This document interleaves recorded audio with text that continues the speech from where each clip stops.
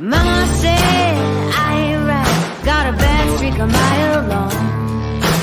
Oh, my soul is dark as night, what feels right is always wrong.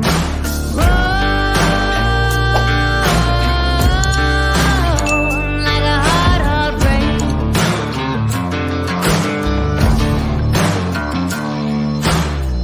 Ain't no hero, honey, no angel face.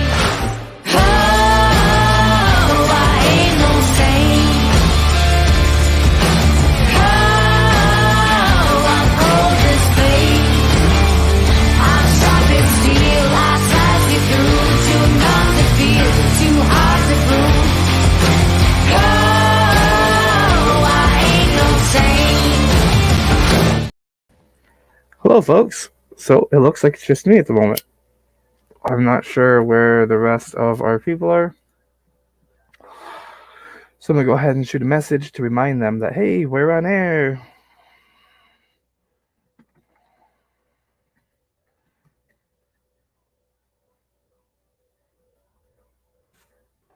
And while I wait for them, I'm going to go ahead and show off some stuff.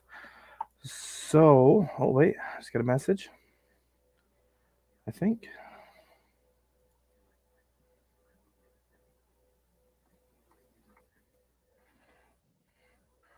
Oh, I'm about to get a guest too.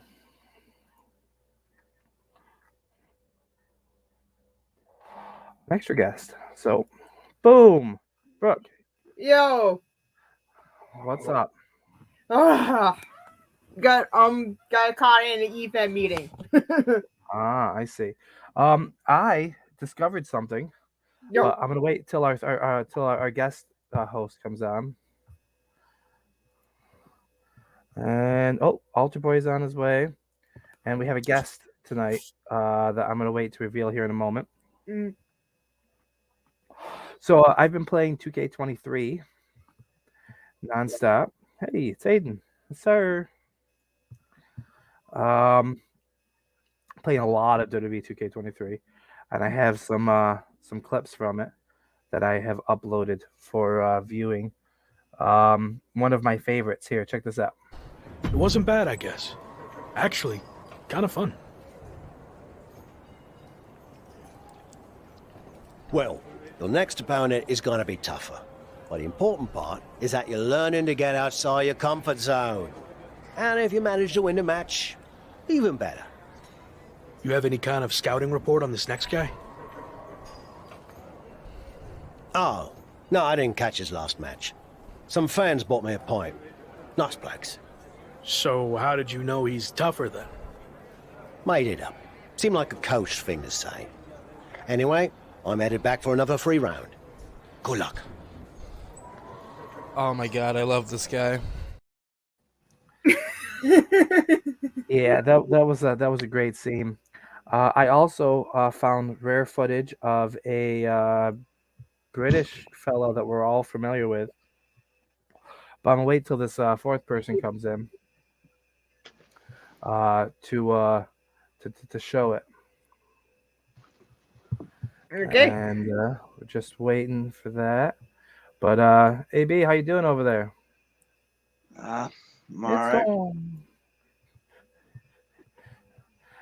Yeah, Dom's not officially in yet. Speaking of Dom, I just tapped you out in Los Angeles wrestling. No, good job. Thank you.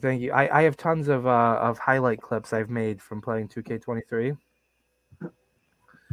There's been some fun ones. For instance, my son missed this part. I don't know how far. Have you played much of the My Rise yet, maybe? No, not much. Okay, well, here's a mild spoiler for you. You want me to do something? Is that what you want? Words being exchanged here. I'm talking to you. Show me some respect. Shawn just took a very awkward fall there and hit the steel steps hard on his way down. I don't think that was intended, but things just took a very bad and unexpected turn. I think he was just trying to get Shawn's attention, and it backfired. Officials, including Michael's good friend Triple H, have arrived to check on Sean. Probably best for him to just leave and let things cool down. You're fired! Did Shawn Michaels just say he's fired? I think I heard that too. Wow, I can't believe that just happened. This has gotten way out of hand. We just hope Sean's okay.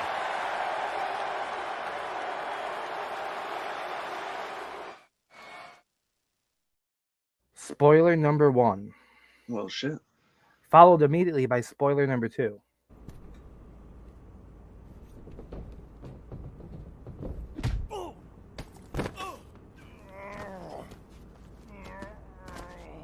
You think you're better than me? Huh? Answer me! Cut! That's enough! Where's security? Come on! Let's do this! Let's go! I should have sued you before, but now I am definitely going to. Let me go! This was assault, and it's all on camera. Get off of me! You haven't seen the last of me! Actually, I think we have. You're fired. Again. Bye. Sorry, Sammy. Let's take a break, and we'll continue when you're ready. No break. Let's just do this. Make sure you cut all that out, okay?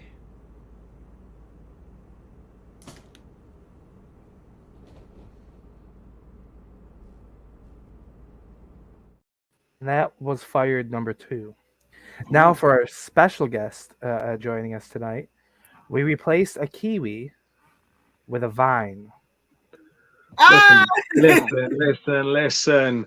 We never replace a Kiwi. The Kiwi is fine. I love a Kiwi. It's fruity. It's beautiful. It's sugary. I love the Kiwi. It kind of looks like a vagina when you cut it open. You've been plowing into green vaginas. I need to check your fucking sexual orientation right now on your cock. She-Hulk. That's my orientation. Then you win. Fair play. So, as a fellow British man, I found this rare footage of an entrance of another British man coming out in a club in the UK, a London club. Check this out. I found someone who Unfiltered recently beat, but Dylan Mason did not. Hey, it's Iron Bison.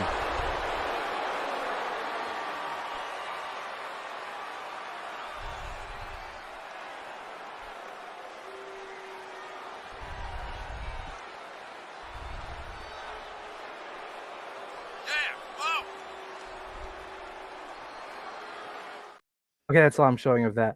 That was my first instinct. And to play with that, since Grant is here, he will catch this reference. This was commentary during the stream just a little while ago for W2K23 with the match with that guy. Something Shaw, Stephen Shaw, I think was his name, but I prefer to call him Iron Bison. Here is the conclusion to that match. Too big to be doing that. See his big old ass on the screen? Oh. God damn it, Lee Jones. Stop throwing me around. This is my rise, not yours. Okay? If this were Auschwitz, you'd be Oscar Schindler, and I would not be Oscar Schindler. Okay? It's time for me to rise. So, Grant, you're getting shout-outs on W2K23 Twitch streams.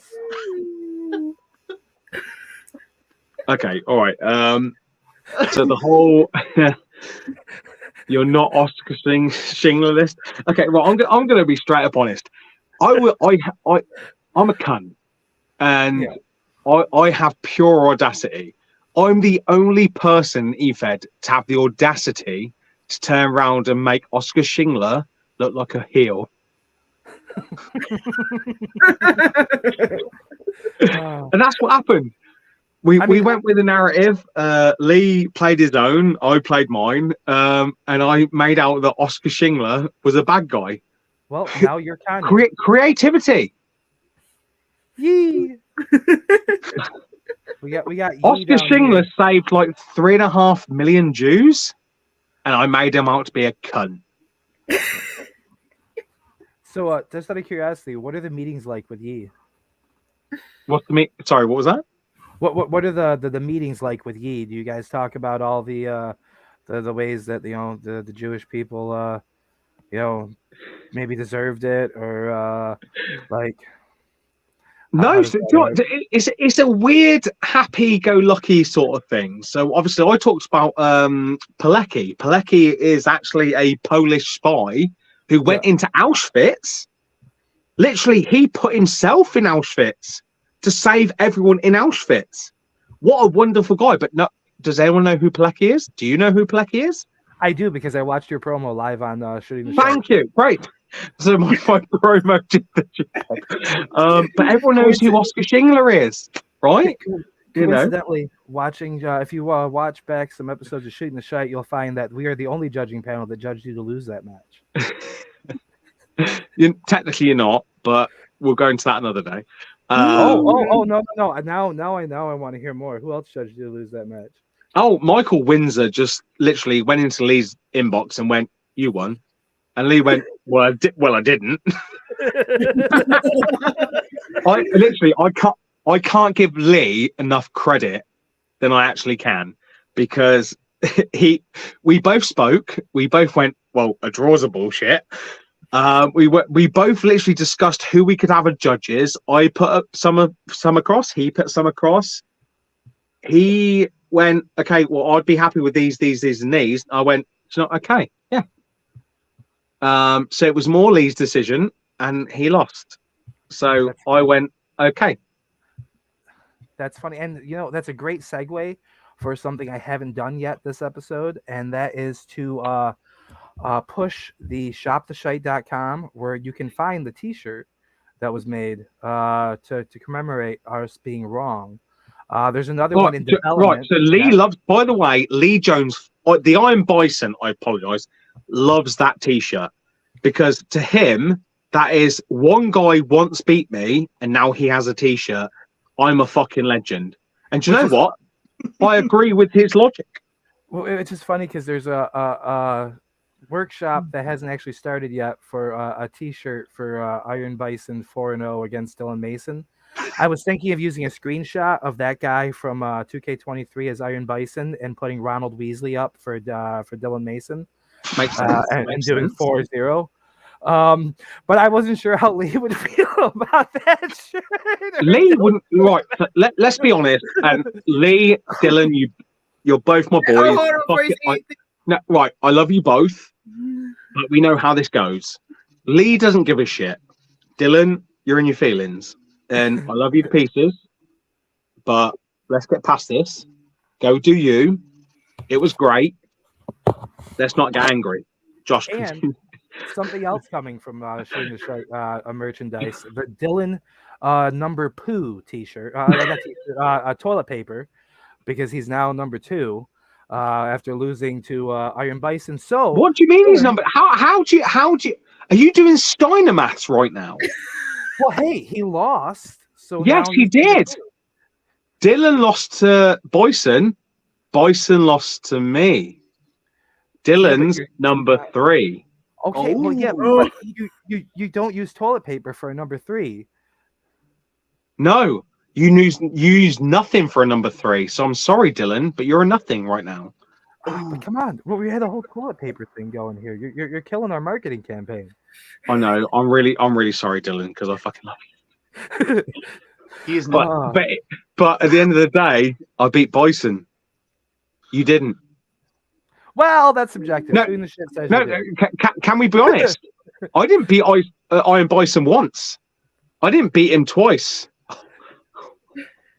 Yeah, Lee actually talked about that on here before the whole match thing, and then afterwards he. It wasn't a loss because it was a triple threat. He had 2 people to go against. What a cunt! Can't believe he did that. It's bollocks. Your Leave impression is pretty good. Is it because you're British? No, it's because he's a cunt. Oh, and you I love Lee about being a cunt.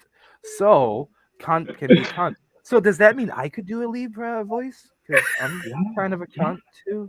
I don't know if I can pull it off. Like, I feel like I'd need to channel my inner Peyton Parrish if I was going to be Lee Jones. Well, I'm going to give you 2 lines you need to pull off Lee Jones.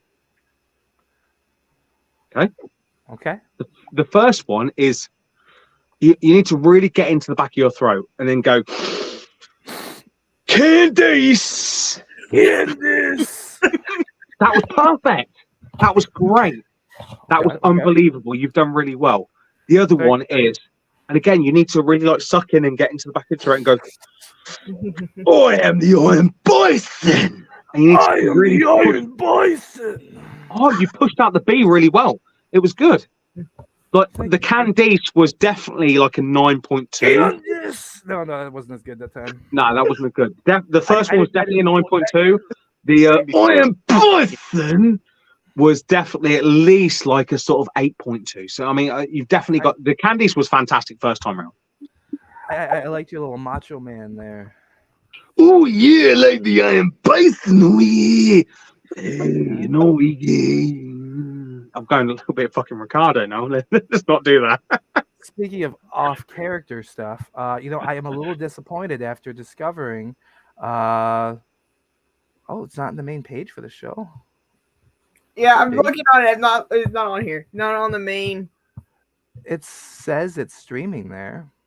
Ready, refresh. It's on the group page, not on the main page. Oh, it is missing. Oh, there it is. There we go. My bad. Now let's save those changes, and that should be there hopefully in a moment. I don't know if it will because we're live, but I just added it to the main page. I can't believe I've. Here we go. So while he's being weird, let's talk about TJ Blair being the most underrated fucking e-feder right now. Let's talk about that. Oh yeah, but before we get to that, stop sniffing your armpits. They smell. We agree. What I was going to say is I'm very disappointed Sleaze died before something ever happened. Well, sorry, death doesn't just stop for you.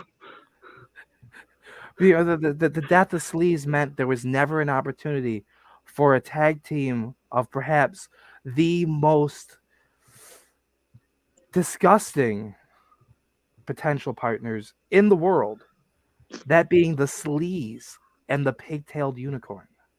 I mean, it could have been. The things that could have happened between the two of them. Well, I mean, you should have stopped the Sleaze from going to Chenghuan, Thailand, and doing what he did and being fucking killed by Rodrigo. You should have. You knew what was going to happen. It was obvious. The unicorn's been sleeping for a very long time. He had a really long night with Lucille, and since then, he hasn't been awake. We'll leave it at that then. Maybe Rodrigo did him in too. I don't know. But yeah, so TJ Blair, unappreciated. Yeah, he's just sat there being patriotic, staring at the floor. Bless him. Is he going to be number 2 now? No, not unless he's beating Iron Bison. Well, to be fair, actually, no. No, actually, I agree with what you just said. I beat Iron Bison. I'm number 1. In pro, TJ Blair beat the Iron Bison, so he's number 2. Iron Bison's currently sat at number 3, and Dylan Mason is sat at number 4. They can live with that. Live with it. In HSW, Dylan Mason. It's true. He did. I saw the match. I saw the results for it. What was that? Sorry. You beat Dylan Mason. Yeah. Okay, so you're still sat number 2. That's great. That's fantastic. They can fucking sit below us. Bless them. I beat Bison, you beat Dylan. Fantastic. Bless them. They can sit where they need to sit. They've got no premise here. TJ Blair and the Unfiltered Animal are fucking above and beyond them. Fuck them. Hold on. I have some changes to this list after doing some thought, since we're pulling stuff out here. In EWN at the time, before it was EWR, there was a UPW championship match. UPW championship match where the Unfiltered Animal was finally dethroned. Yes, he was. By TJM. Yeah. Yes, he fucking was. And do you know what? Rightfully fucking so. One of the greatest title changes in history. And to be fair, do you know what? Having a bit of banter on that is one thing. The Unfiltered Animal, if we're talking about like characteristics right now, went on something stupid like 22 undefeated streak. Yeah. He beat Nick White, sorry. He beat Tommy Dyer. He beat Shooter J. There was Even Carnage in there. the franchise, Matt Minnick. And then he went to a pay-per-view on EWN, his own pay-per-view, and lost it. Corey, you cannot being put over on your own show. Coincidentally, do you know what? And this man right above me will contest it. Won't contest this. I agreed with the decision 100%. Yeah, he messaged me. 22 matches undefeated as UPW World Champion. And this motherfucker beat me. And you know what? I went, he did.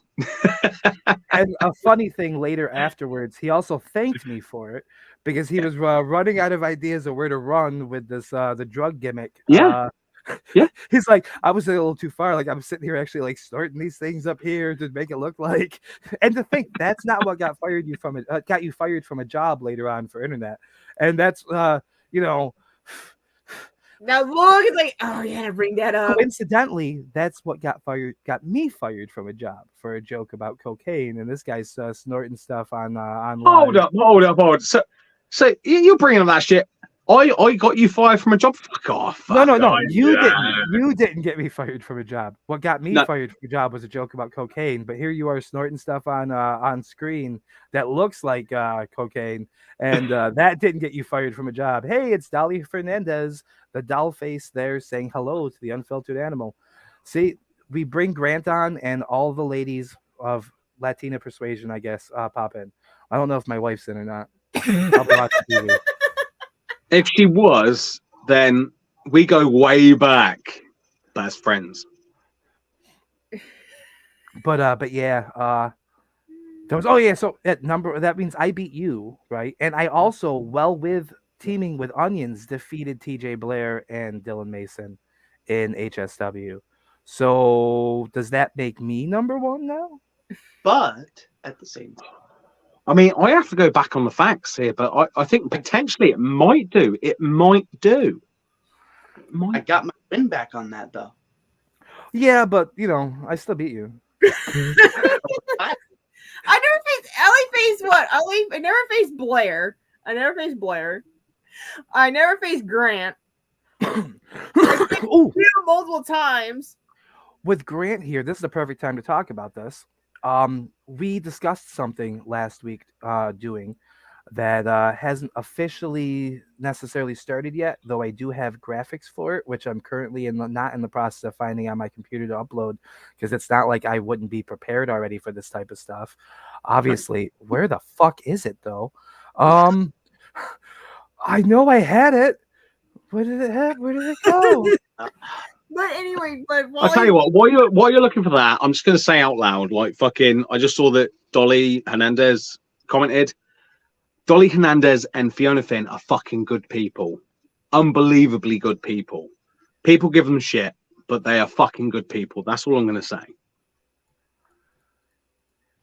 And so is Genesis Rodriguez. Well, yes. She's also got huge titties, and I love them. Listen, you can enjoy the huge titties. I enjoy the empathy, the real person, and the absolute fucking beauty that comes with her. Oh, yeah, I enjoy all that too, but I also really enjoy the titties. I don't get those. I do. I know. I'm not even jealous because I'm actually happy for you that you get those. That's the beauty of it. Yeah, wonderful. Anyway, I feel like easy there, the sleaze better come back from the dead. Zombie sleaze. Zombie sleaze. I'm not the sleaze. You Zombie fucking sleaze lying would be son of a fantastic. bitch. But I can't find the logo on my computer at the moment. Maybe it's What we're even talking about? I'm trying to fill time at the minute. Shite Mania. Shite Mania on our Talking the Shite page. We're going to do a small event, probably in or around WrestleMania time frame. It's going to be a couple weeks long, with a few his WKP title with a few singles matches here and there, cultivated in a main event that we haven't discussed yet fully doing or reached out to anyone, but we were thinking about challenging the EFED After Dark crew in a 4-on-4. A 4-on-4 live promo battle with all four taking on all four. I don't do live promos. So when you say the EFED After Dark people, who's that? Like who do you classify as that? Because that's niche. Well, me, Dan, Phil, and Dylan. That sounds fun. Because I mean, technically, that would be the hosts and the co-hosts. Yes. The co-hostiles. With your co-hostiles in there. And then they'd have on the other end the Exalted Father, the Altar Boy, Captain Dildoman, and Brooke. I mean, the only people on the other side would actually be Shady Shaw McKenzie, fucking beautiful man, legend, and Scott West, who is William Fist. I fuck knows who he plays, but yeah, him. Oh, yeah. Oh, did I? Yeah, I brought him up. No. Ty Dillinger does not come on EFED After Dark. You're a liar. You're an absolute liar, Brooke. I can't believe you've done this. Wait, what?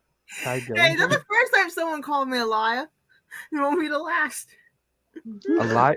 Well, when you lie, you get called a liar. It's simple maths. It's Steiner maths. And Isn't it be unfiltered math? And you have pants on fire. No, now pants on fire. That is unfiltered math. Which might mean fire crotch. Which now we're gonna need proof. So come on, Brooke. Let's see. Oh, hey, she tipped the camera down too. No fire crotch. That is a muff. What? Oh, that was a bear. It's a teddy bear. Sorry. You guys have got such dirty minds. Yes. Your minds are in the gutter. You literally put something muffy in front of your minge. That is not my problem. That is your problem. You're the one who thought it was this good. No, you did that, not me. Stop gaslighting me. You fucking womage. You anti-misogynist. He is pretty good at this. I like this. I've been gaslighted once, and I will not be gaslighted again, stupid. Why is your minge staring at me? Why has it got eyes? Exactly, you've played into it now. That's your problem. Does it burn when you pee? Odd. Because if so, TJ Blair is like, I don't know what women vagina is. I'm sorry.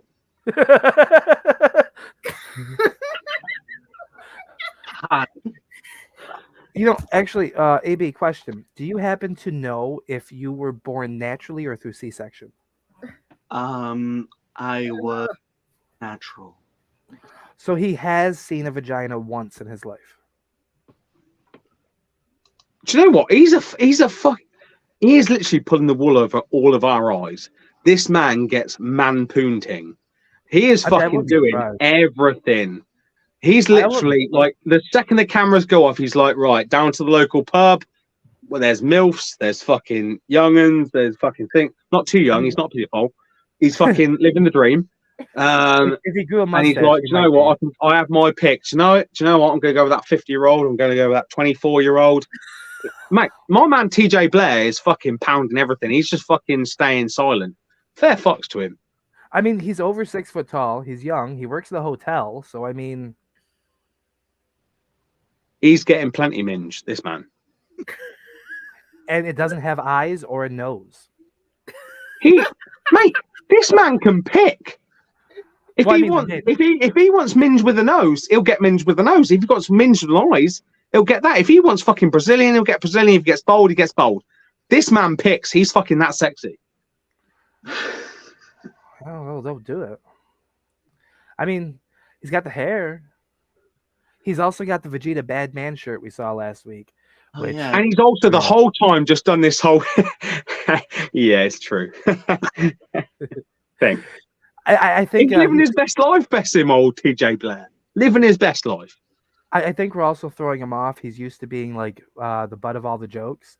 So when it gets turned around and he's being built up, I don't think he knows how to react. That's why he's laughing as much as he is. It's that No, awkward bollocks. laugh.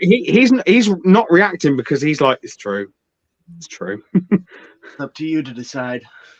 That, or he's got his hand on his cock below, and he's like really getting into this, being talked about how awesome he is. Again, No, he's getting frustrated at the minute because Brooke's not just fucking opening up for him. He's used to women just fucking going blitz for him. It has been 9 episodes, and we still haven't gotten her to show a nipple. Well, No, my man TJ Blair is literally going to every club imaginable and straight away, oh, I got TJ Blair. Fucking, that's what he used to, you know. Well, there are few clubs he walks into that recognize him as Tyrion Moon, though. To be fair, there are only men in that club. And then no, this he's a clever motherfucker. He goes in there and he finds the one woman that goes, I'm a lesbian, but sort of not. And he goes, ha, you. My man knows. So for those, he's like the fucking Minotaur, man. He's trapped beneath ground, but when you let him loose, he knows where to go. We are joined by the Unfiltered here, and he has done the exact opposite of what we've done for 9 episodes, and he is building Altar Boy back up, which will make a great next episode when we tear him back down. You missed the Dominic Mysterio phase. For a while, he really had this Dominic Mysterio vibe going. He still does. Look at him. Oh, see, I tried to pull away from it, but Unfiltered just brought it back. Yeah, but I'm not being funny. Are you going to WrestleMania? Brooke, are you going to WrestleMania? No, this motherfucker's going to WrestleMania to face his dad. No, his dad's dead. No, he's going in the Hall of Fame.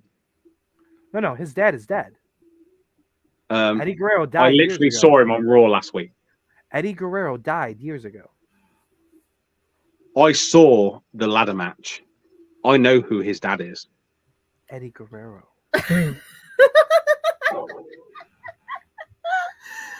I mean, we might as well be fucking full on at it. TJ Blair's real dad is fucking Matt Minnick. Oh, that'd be a surprising twist. And the reason why he's been. That's not the E-Fetter that's been called my dad before, but okay. That's exactly what Matt Minnick would have said. You want to have Taylor or Nick White? And neither one of those either. It's Jack Arson. No. Yeah, Jack Arson called him his boy 100 times. We all know it. Jack Arson is still in the milk carton. We know that. See, there is your answer to the whole Eddie Guerrero situation. He didn't want to pay child support, so he gave him to Ray. If he had won is that Aiden as in who I think it is? Yeah, my son. Fucking legend, mate. I haven't seen you in fucking years, you fucking beautiful little lad. Yeah, not in a pedo way, just this normal way. He's the one that commented the special guest as a really great guest. See, I was fucking love Aiden. Fucking little beautiful legend, you. He was watching my 2K23 stream before this, which I have 4 parts of. I'm going on part 5 after we get off the air tonight because I'm obsessed with the game. How are you liking it, AB? I'm enjoying it pretty well. I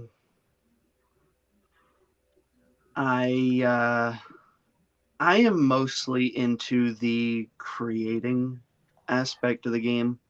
I mean, I have 5 attires for the My Rise character, so. Well, like, that's all I've been messing around with for the most part is just going into Creation Suite and doing whatever the fuck I can. And this is probably the best it's looked in.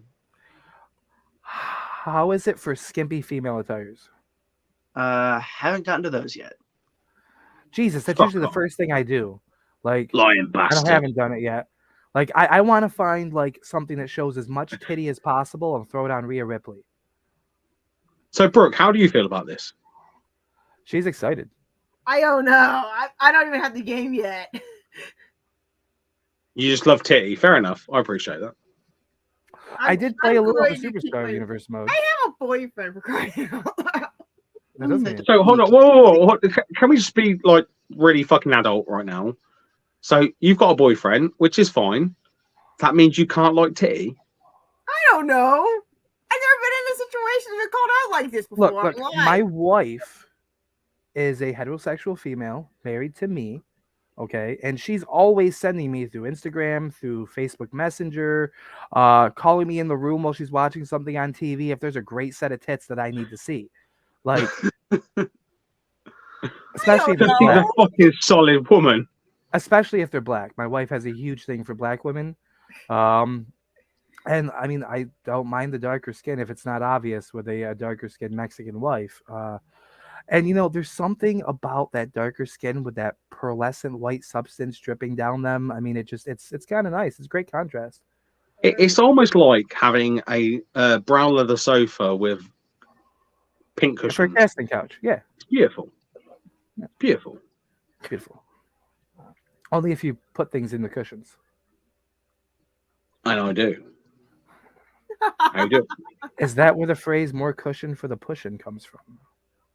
No, if you're fat, you need more weight to push your small cock into the vaginal area. Yeah. Oh, okay. So you throw your weight behind it. Yeah. So Rick Rage, he's obviously got a 1.3, and he's obviously got 420. He's already got 420 pounds of pushing. So in realism, he's got one good push in him that will make the girl go, oh. Fair play to him. So what you're saying is I'd probably have more children if I put my 325 pounds behind my my push. Only if you can. Well, I mean that's the goal, isn't it? It is, but I mean there's many layers to it. It's the in order for this to succeed, I have to be the one, right? It doesn't matter if she does. This is a weird conversation you're getting into now, but yes, ultimately, if you come and she's literally at the right time of the month, you will have a child. That's Okay, folks, you heard it here first. Unfiltered has officially confirmed all that matters is that the man ejaculates. Unless... No. All that matters is that the man ejaculates. This has been confirmed by the Unfiltered. We have it here. You heard it here heard it here first, folks. I tried to be woke. He wouldn't let me. Fuck him. Yes, the man needs to ejaculate. Why would you start now being woke? Because I'm fucking... I don't know. Why would I? No, stop it. Right. It doesn't matter. That's not how that works. And you're in London or England, whatever, that place with the Oh, tea you and fucking beautiful American people. You're in London. I'm fucking miles away from London. I'm fucking Banbury. You know how many parts there is did you say in the UK? You're in embryo? Yes, I'm in embryo, England. I'm nowhere near England, in London. No, see, London's a myth. Because he doesn't look like me. So he's curious what happens if the kid doesn't look like you. To be fair, I'm at that weird stage in my life where like every kid I have that's not black, I just go, it's not mine. So are you having more kids? No, I had 3. They all came out white, and I just went, not mine. I don't know. I did see a photo recently of you and a young man enjoying a beverage on a bench as a young girl, I'm assuming was at some sort of class. I forget what type. And he looked kind of that like was my middle son. He literally came to me and went, Dad, I want to be a boy. I went, fair enough. You live your best life. And he went, Dad, I want an iron brew. I went, okay, we'll go and get an iron brew. So we drank an iron brew. No, what is an iron brew? So technically, according to online, it's a mix between cream soda and blackcurrant juice, but it makes up this really luminous orange substance. That's what iron brew is. I think I'm interested. It's on. Well, to be fair, it's beautiful enough for my son to go, Dad, every other Monday, can we get an iron brew? And I went, yeah, be lovely. Like I'm not a huge soda drinker, but my favorite is a Dr. Pepper cream soda. So like this iron brew sounds doable. In England, a Dr. Pepper cream soda, you have to take out a mortgage and at least 3 loans to get one of them. Really? First. I have like 3 12-packs of those here. Yeah, you would be rich here. You would literally be treated to like the best. That ever. sounds fantastic because I'm unemployed in America. So, how about you fly me to England, right? No, I I'll can't hang even out with you. afford one of them cream sodas. I can't afford to fly you over, let alone get one of them fucking cream sodas. I'll bring the cream sodas. Okay, there's Well, like no, I've still weighed up the maths. It doesn't work out beneficial for me. there's I'm sorry. $6.99 here in America. I'm poor, okay, so I can just use food stamps and buy a whole bunch of them, and I can pack my bag full of it. Oh shit, no, they don't let you bring beverages on the plane. Mate, they barely let you bring Yourself. biscuit Red Lobster fucking packages back on the plane. Yeah, you're cocaine. Look at how many times you've gotten in trouble for not gotten in trouble for cocaine. Actually, I'm surprised. Do you want me to tell the story? Tell the story. So I'm coming. I'm literally. I got through Pittsburgh with this bag, and I get to Chicago. And they're like, put your shit in the basket and put it through the fucking scanner. So I'm fine. I'm thinking to myself, do you know what? I got through Pittsburgh. So what's the issue? So I'm stood at the end, and there's this guy on the X-ray machine. He just goes, and I'm like, shit, I'm in trouble. Next thing I know, he's going, and this guy goes, and it just literally goes back through this like bulletproof glass, and my bag just fucks off into the distance. I'm like, and this guy comes to me and goes, so we're just going to check your bag. Do you have any reason as to explain why we might be checking your bag? Well, there's literally a Red Lobster biscuit mix in there that looks like cocaine. And he just went, 1 second. And he fucks off and he does this little swab thing, puts it in his machine, goes beep, beep, beep, turns green. He comes back to me and the best response I've ever had in my life. And can I give you some advice? Yeah. And he went, use a full cup of cheese, not half a cup of cheese. It makes such a difference.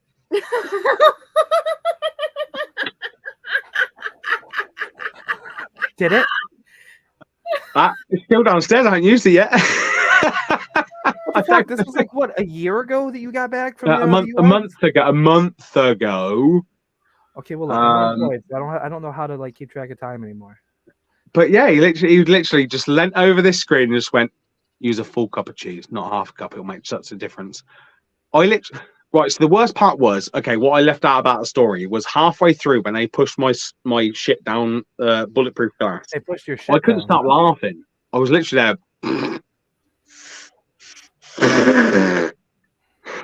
And this guy that was looking at the fucking X-ray in the first place was just there looking at me like,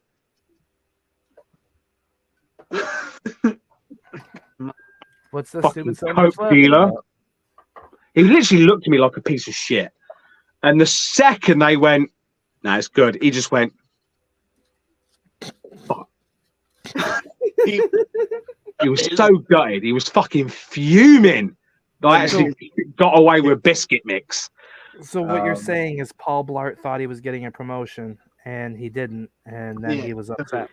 Here's the thing. I mean, that's one way of looking at it. To be fair, he literally looked like a solid old dude with a resting bitch face. He was great, bless him.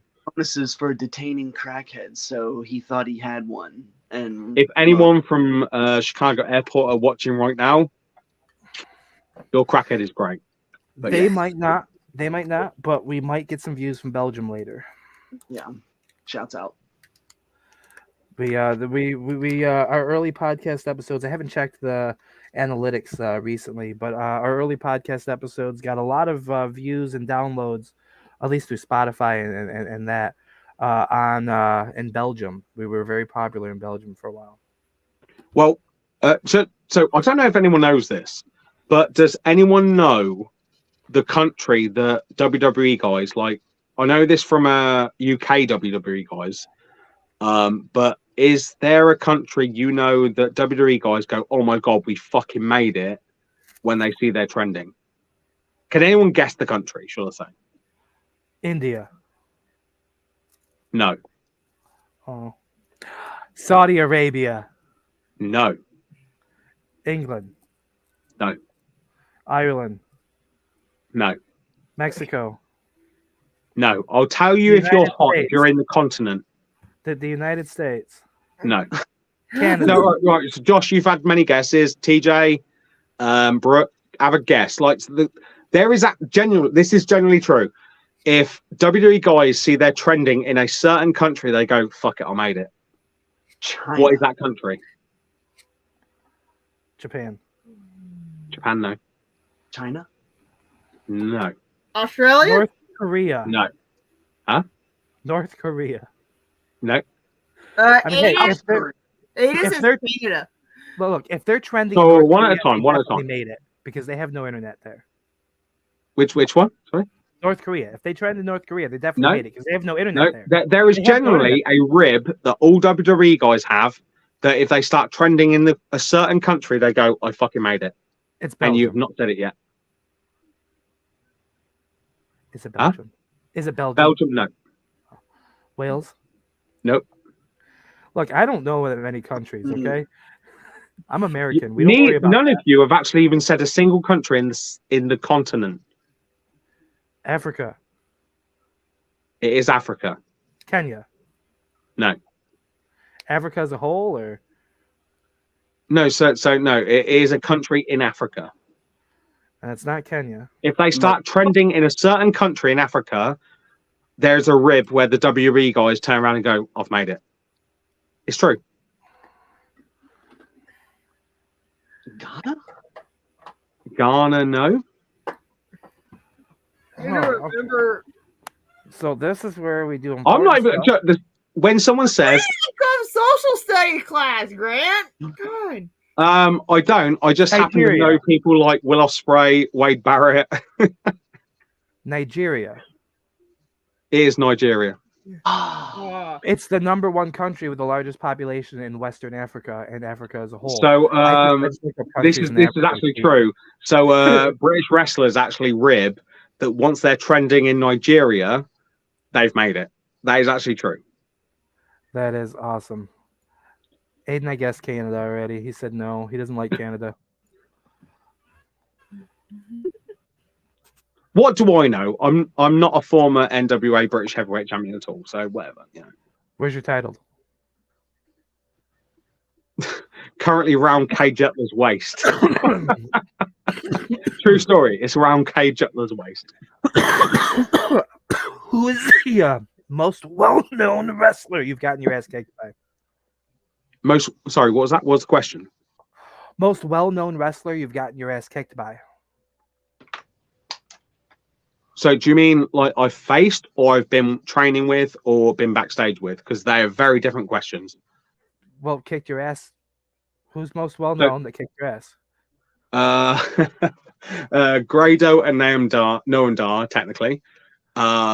We had a great match, but there was a whole thing where I was doing a face turn, basically. And Noam Dar wanted to do this hot potato spot, and I thought, this is great. So literally, he was going to... I hate my laptop. Brooke had to switch devices. Yeah. Noam said that too.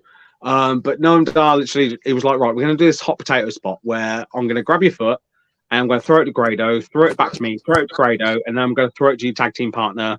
And then Grado will hit you with a neck breaker. I'll do this spin out fucking thing on your tag partner. And I went, okay, yeah, that sounds good. So we get in the ring. I slide in. I go to kick Noam Dar. He grabs my foot like planned. He throws my foot to Grado. Grado throws my foot back to Noam Dar. No one turns up. So I'm literally stood there in the middle of the ring, getting my foot tossed between Grado and Noam Dar constantly for about what felt like fucking like 3 minutes, so probably about 45 seconds. And Grado went, "What do we do?" And I just went, "I can do one or two things: kick you in the head, or he can hurry up and get the fuck in the ring." And my tag team partner, Bunker Roberts, jumps in the ring, stares at Grado. Grado goes, "Grab his fucking foot." Obviously, the crowd don't hear this. I'm just trying so hard not to laugh and stay in character. And he throws my foot, and my tag partner grabs it. Grado hits me with a neck breaker. Noam Dar, like the piece of shit he is, was meant to hit. What's he meant to do? Like super kick or something. He hits a full-on spin-out heel kick, full-on in this guy's face for not turning up. It was legit. He literally span his heel and smacked him in his gob. He hit the deck.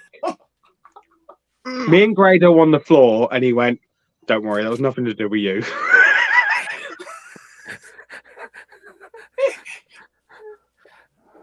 That's a funny story. That's the silliest story I've got. I mean, there is one other that's more star-studded, technically. So I'm backstage. It's a Royal Rumble night. The crowd are like, they've been told they're getting a Royal Rumble. So I'm sat backstage with Drew McIntyre. RJ Singh from the Bhangra Knights. If you know your British wrestling, you'll know who that is. Semi-familiar. Yeah, so Noam Dar, Grado wasn't there that night. So it's Noam Dar, Drew Galloway, RJ Singh, me, the London Riots, and Prince Devitt, so Finn Balor. We're sat literally in this little room, and RJ Knight turns around and goes, "I don't know when I'm coming out, so I'm going to go and check my number." And we're all like, yeah, that's fine. Yeah, carry on. Oh, RJ Knight. RJ Knight that's from the Bhangra Knights. That's the name I recognize. RJ Singh from the Bhangra Knights. So he did a lot of things for Progress. He was very big in Progress. But anyway, so he goes up to the booker so I need to sort of try and describe this to you. So there's Drew Galloway, there's me, Prince Devitt, the RJ Singh, and the London Riots, and we're all sat there, and RJ just literally sits up and goes, "I don't know when my number is. I need to go and check when I'm coming out." And we're all like, "Yeah, that's fine, no worries." So he fucks off literally into this other room, and about, I don't know, like 90 seconds later he comes back, and I just remember Drew Galloway turning around and going, "So what number are you?" And he went, "I've been in the ring." And everyone went, "What?" And he went, yeah. I literally went to the booker and said, "When's my number?" And he said, like, in about 5 minutes. So I just walked out and fucking got eliminated. And we all just literally sat there and went, "What?" And literally, Prince Devitt, fucking Finn Balor just went, "You're full of shit." And he went, "No, seriously, I've just gone out. I've been eliminated and fucking come back." And literally, as he said that, the commentator went, "RJ Singh has been eliminated." All of us just burst into laughter. He wasn't even meant to go out. He went up to the booker and went, "When's my number?" "Well, you in about 7 minutes time." He went, "Cool." Went out, literally walked out the curtain, got eliminated, come back, and just, yeah, he was just like, "Yeah, I've been eliminated now."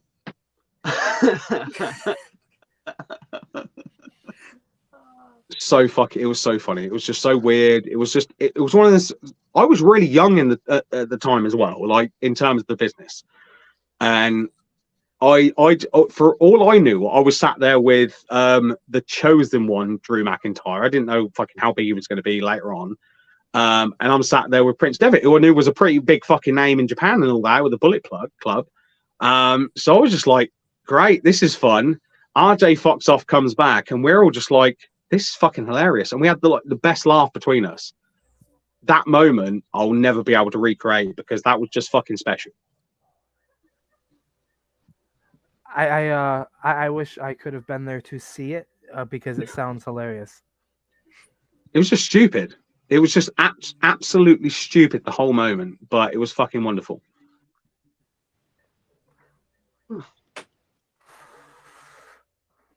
So you got to hang with a future WWE champion before he was WWE champion, huh?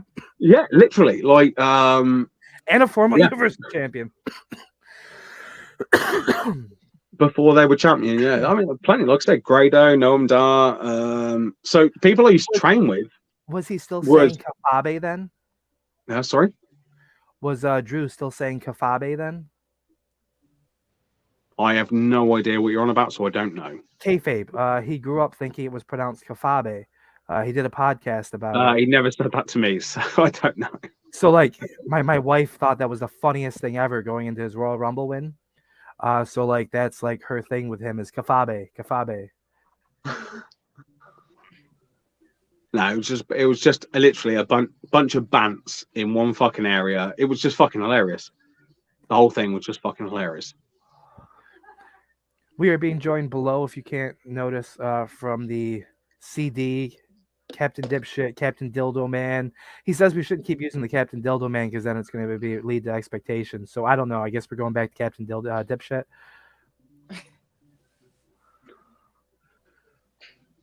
Are you gonna say anything? You're fucking staring. And possibly the Twitch chat. It's an inside joke. He got banned. He got us banned from Twitch a couple weeks back, a temporary ban for literally having a dildo taped to the side of his face. And then, yeah, that too. He did that too. I did. And that was like, what hey, was what's the time where you are right now? For me, it's 12:30 in the morning. Okay. Half four in the morning for me. Mine's 11:30. And it's about what, like 1 o'clock in the afternoon? No, 3 o'clock. Did you Americans have daylight saving this week or something? Yes. Okay. We moved ahead an hour. Yeah, all right. That's why I'm behind an hour this week. My bad. That makes perfect sense. I didn't even Apologize think to our about guest Grant for not even being here. You know, it's funny because I didn't even think about it when I hey, this person says well done. You're being congratulated. Keep that up. He might pull out that pink phallus and show you what he can do again. He's always willing to push the envelope. Do we want to get banned this week? No, because I've been doing the WWE 2K23 streams on there, and I kind of don't want to lose that.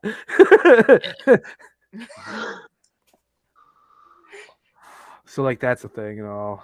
Yeah. But I forgot. I didn't think about daylight savings time. That's a very American thing, I think, for me to think, oh, I had it, so everyone else had to have it. No, we have it. No, we do as well. It's just all at different times. Yeah. Well, like that's a funny thing with it, and I catch myself realizing it wasn't actually until I married my wife or started dating my wife that I realized certain things that as an American, I born raised in America, like that, I just accept as normal. It's a part of the process. It's how it is. It's not the same everywhere. Big thing. Did you know in Mexico, when women get married, they don't actually take their husband's last name? Really? Interesting. They just die. No, they take the name, but it's added before their name, but not hyphenated. So like, let me see if I can get her to explain this real quick. Babe, come to the doorway and answer questions. Preferably show me your boobs too. Okay, so just him. That'd be unacceptable. You showed us. I'm explaining the way women's last names go in Mexico. So give me an example. If we were in Mexico and got married, what your full name would be? Okay, Hennessy's. Did you hear her, or do I have to repeat? Was that even English? Was that even English? Hennessy's Ophel Rodriguez Sandoval de McLean. You do know what my name is in Portuguese, don't you? No. Santiago dos Santos Severo Bruno Baceta. Grant just said a whole bunch of weird stuff, and he says his name in Portuguese. I can't repeat it. Santiago dos Santos Severo Bruno Baceta. Bruno de Seta. Of Satan. Yeah, so you understand how this works then. I didn't have to explain to you how these last names work. Yeah, I literally just made up some shit and I get it. Oh, he just made up some shit. That makes sense. My man Ed gets me. He gets it. But yeah, no, so like that's one of those things that like, and to them it's weird that like they would take just a regular last name. It's like, but he's not your father, which is funny because sometimes they still call you daddy.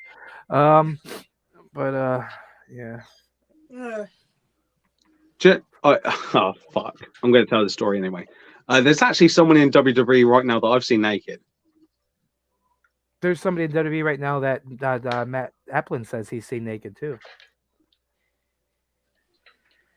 I'm trying Was to it think of the Otis? conversation we had. What's that? Was it Otis? Oh, not for me. I don't know for Applin.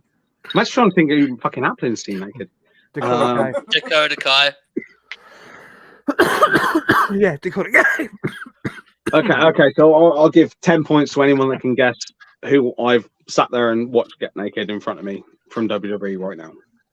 Who's Drew British? Drew. That's a fair guess to start with. Was it Drew? It wasn't Drew? No, it wasn't Drew. No, it wasn't Drew. Well, I know you were like close and good with Harry Smith, so I was trying to think of anyone. Do you know what? Weirdly, he stayed at my house, but I've never seen him naked. But like, Was he's it a not guy in or a girl? WWE, so. It was a girl. Was it Becky? Who? Piper Niven. Becky Lynch. It was Piper Niven. Oh. So just for full story, right? So we're at the third show of the promotional one with MBWA, and there's like one of them old school fucking benches, literally like those school benches that you sit on at the back when your last year of the school and you're the fucking don, like fucking big brown bench. So I'm sat on that, and all of a sudden, so Carmel Jacobs, Kaylee Ray, and Viper, Pippa Niven at the time, walk in, and they're like, "Do you mind if we sit with you?" And I'm like, "No, that's fine. That's fine." So they sit down. We start having a conversation. Piper's got these weird fucking like, sorry if you're watching. I was just not watching, but like they weren't weird. They were just fucking odd. Fluffy boots, and she took these fluffy boots off, and she went, "Do you mind if I get changed?" I went, "No, obviously not." She's like, "Cool." So I've met Kaylee Ray and Carmel Jacobs before. They're just like, "Grant, just fucking deal with it." Viper's just there, like literally just fucking strips in front of me. And I'm like,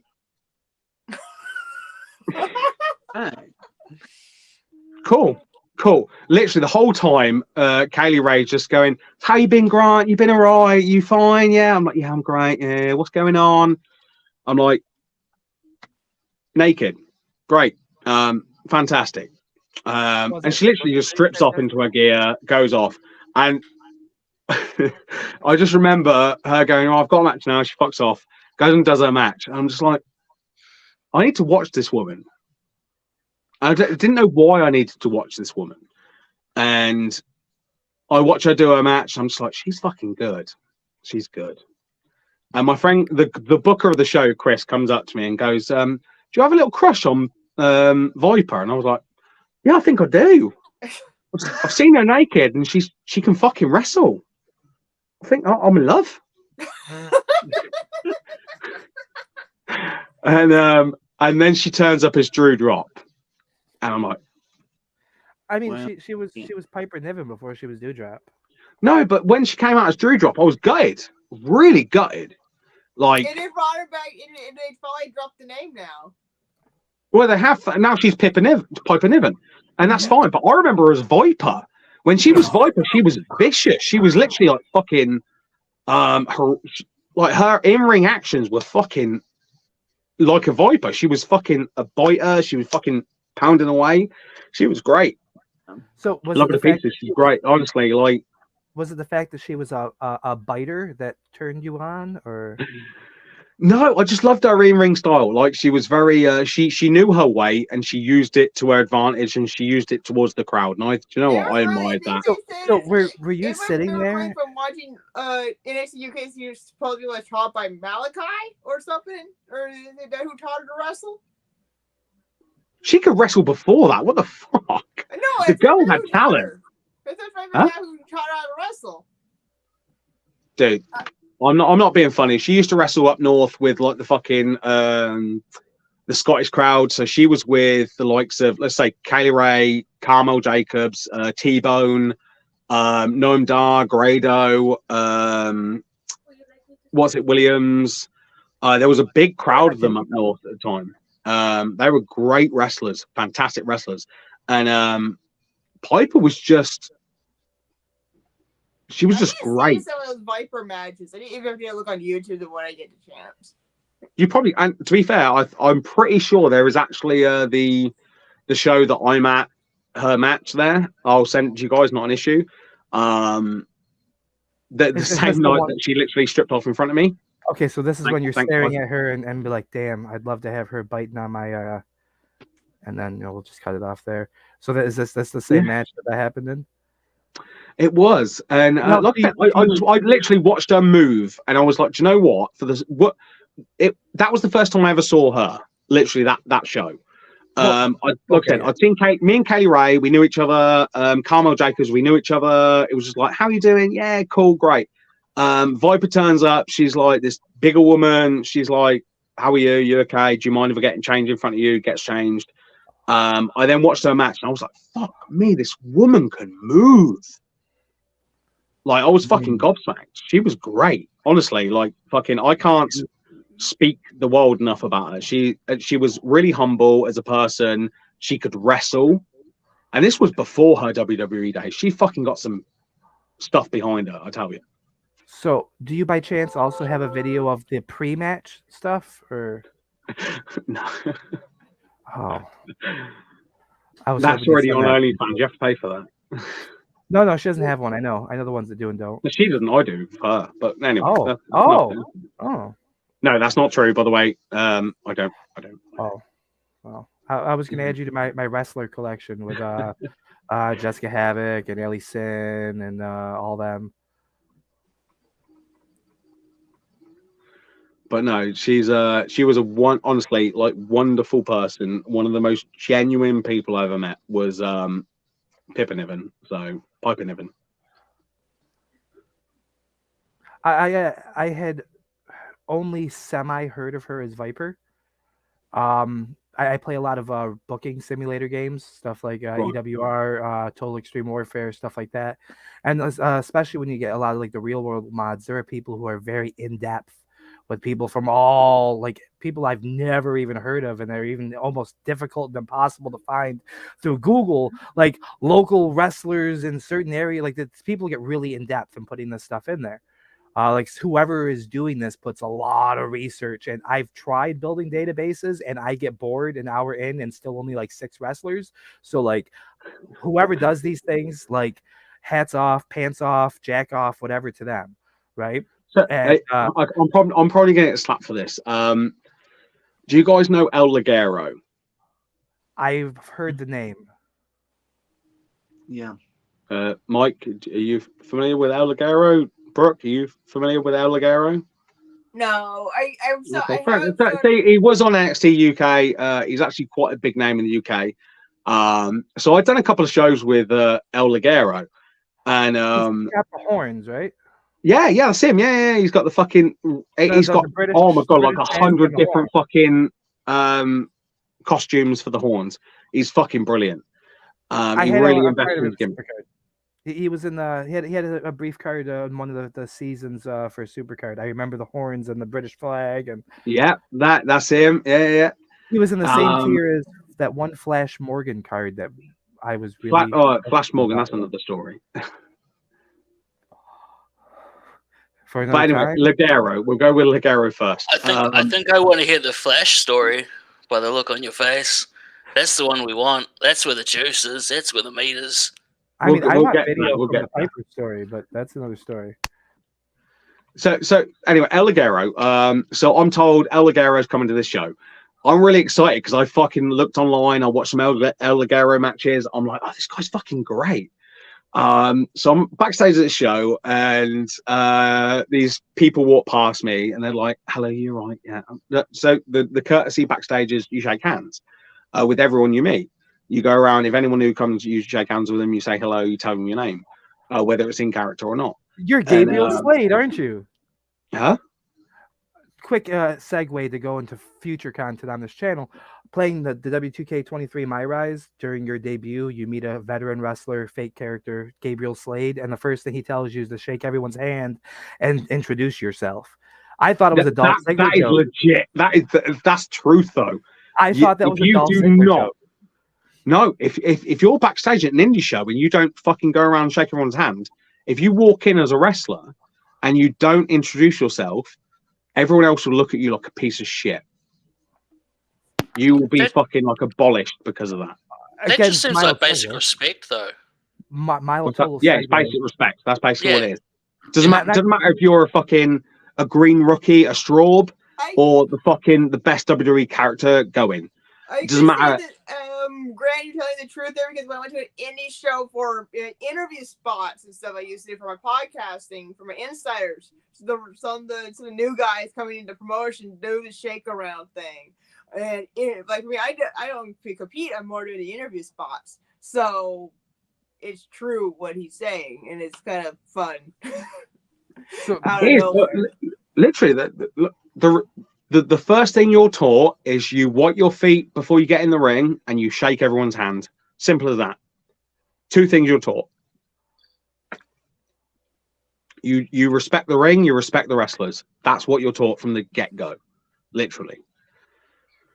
And it follows through. It just does. That is a nice tie-in. I am gonna let you finish your story, but before, another reference to here that's actually plays a huge part in the My Rise story for the Lock, because the character gets accused of not essentially caring about anybody else but himself. So it comes off like a dick, and the first thing he's told that you never actually see him do is introduce himself to people and shake people's hands. Yeah. And you're an indie guy coming into WWE. Yeah. And getting and not wanting to do the WWE process, and like that's just one of those things. I like the niche aspect of that with extra context now for this game I've been playing. Like what Dolph used to do when Dolph Ziggler first started becoming Dolph. Remember, he keeps saying, "Hi, my name is Hi, Dolph I'm Dolph Ziggler." Ziggler. That's what I thought it was a joke about.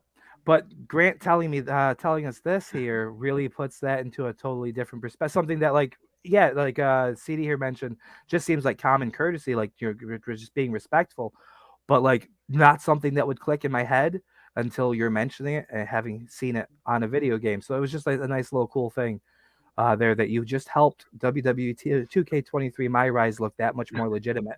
Back to your story. It's true. It's fucking true.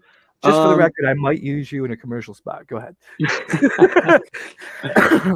So Ligero, I'm told Ligero's coming to a show. I'm a big fan of Ligero, massive fan.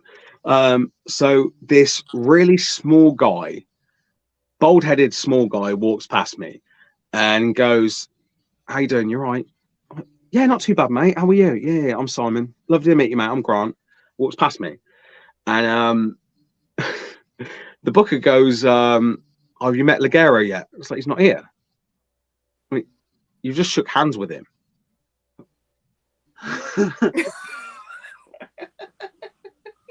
So I literally walked back to this guy and I'm like, "How you doing, Simon? You're right." It's like, yeah. It's like, "Oh, so how you been? You're right. Like, where have you been lately?" He's like, "Oh, so Preston Championship Wrestling, wrestling Carlito, fucking Chris Masters." I'm like, "You're El Ligero?" And he's like, "Yeah." I'm like, "Who the fuck's Simon then?" It's like, "Me." I'm like, "You're not Mexican." "Yeah, I know." And that was literally, it was the most embarrassing moment of my life. We had such a laugh though because of it. I won't give his last name away. I remember his last name like it was my fucking engraved into my mind. But Simon was fantastic. Honestly, he took it on the chin. He's such a good guy. He's not Mexican. I was devastated. Huh? Sorry? Simon Musk. You said that, not me. Fantastic. Yes. Well, it's on the internet. If it's on the internet, that's fine. At the same time, I don't want to fucking give shit away, but yeah. It's on his Wikipedia page. Fantastic. I don't know that, but if that's what the internet says, then fair enough.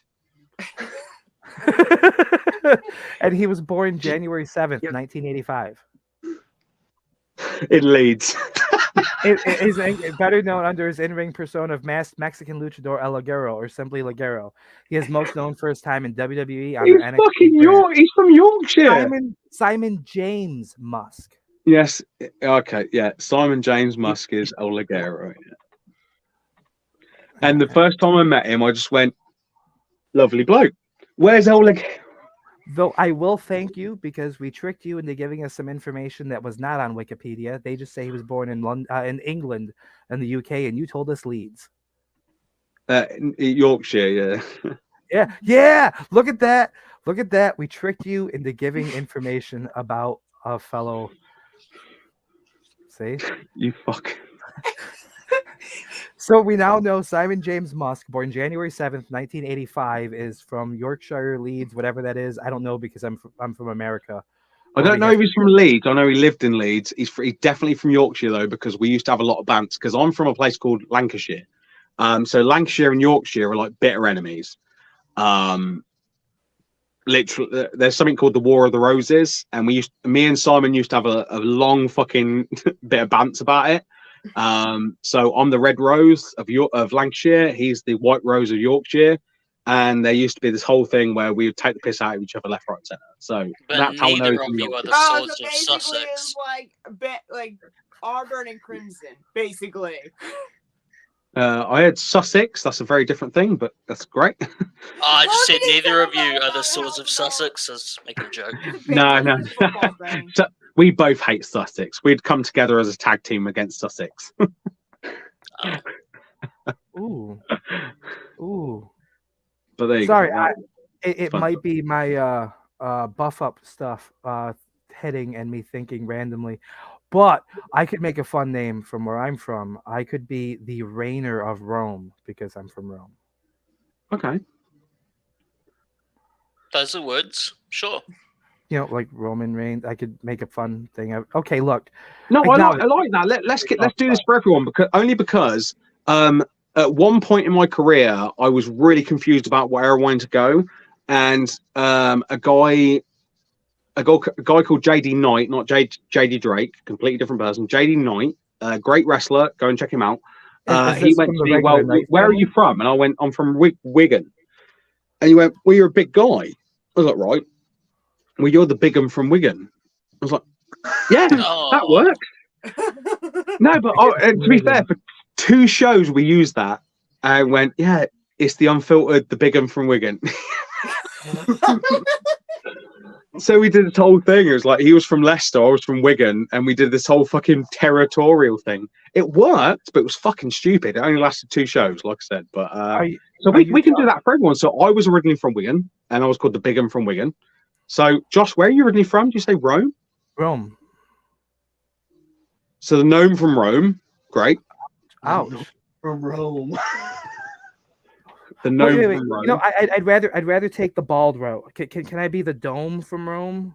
Oh, we can do the dome from Rome. Yeah. So we got the dome from Rome, the big 'un from Wigan. TJ, where are you from? Where are you from? Originally or currently? Depends which one's funnier. Originally. Let's go originally. Originally, Don't make shit up. Don't just go, New York. Like, where are you from? I originally grew up in an area called Mount Sterling. Purling from Mount Sterling? Yeah, that's where I was originally grew up. Now, I'm in the middle of nowhere known as Halishawa. Huh? Halishawa. Yeah. What? So you're doing a fucking Chinese gimmick, the Konnichiwa from Halishawa. Oh Fantastic. Konnichiwa is Japanese. It is Japanese, yeah, and we're going to get racist about it. Wow. So we're now going to say it's Chinese. I just want to point out, just to folks, piss everyone off. He's going to be a hill. He's going to say, I'm Chinese, Konnichiwa from Hichiwa. You know, and everyone's going, no, it's Japanese, and they're going to boo him. It's fantastic. You know, there's it's funny. also the geisha from Halatia. Back when I was in high school, everyone thought I was Asian. What was that, sorry? The geisha from Halatia. When I was in high school, people actually thought I was Asian. He does have weird eyes. I do. Oh, you can't say that. Oh, for God's sake. So then I should probably not say he looks like he has a pan face. A what face? A pan face. It was a derogatory term used at one point in time for. Oh, so he looks pansexual, but he's just straight. Yeah, sure, we'll go with that. But it was actually about Japanese people. But I learned it from another e-fetter way back in the day. Well, it wasn't me. No, I learned other words from you. No. It's a word that CD's been hoping someone would randomly drop on. Oh CD God, I want it so for a badly. long time. No one will say it. I just want to hear it once. Fine, I'll say it. And Thomas like, Austin. There, it's been said. You probably say. But he's white. No, he's not. He's very white. No, he's not. I think he's looking more for like the Lorraine Carter. Fine, I'll say it. Rapper. Were you not fired from a job once because of a certain word? Had your life sort of spiral for a minute or two, and it's just one word, 6 letters, starts with an N. It's a describing word. Is it a noun or a pronoun? I don't know the difference, but I think you should know the difference, and I think you should say the word right now, Grant. Bossa. Okay.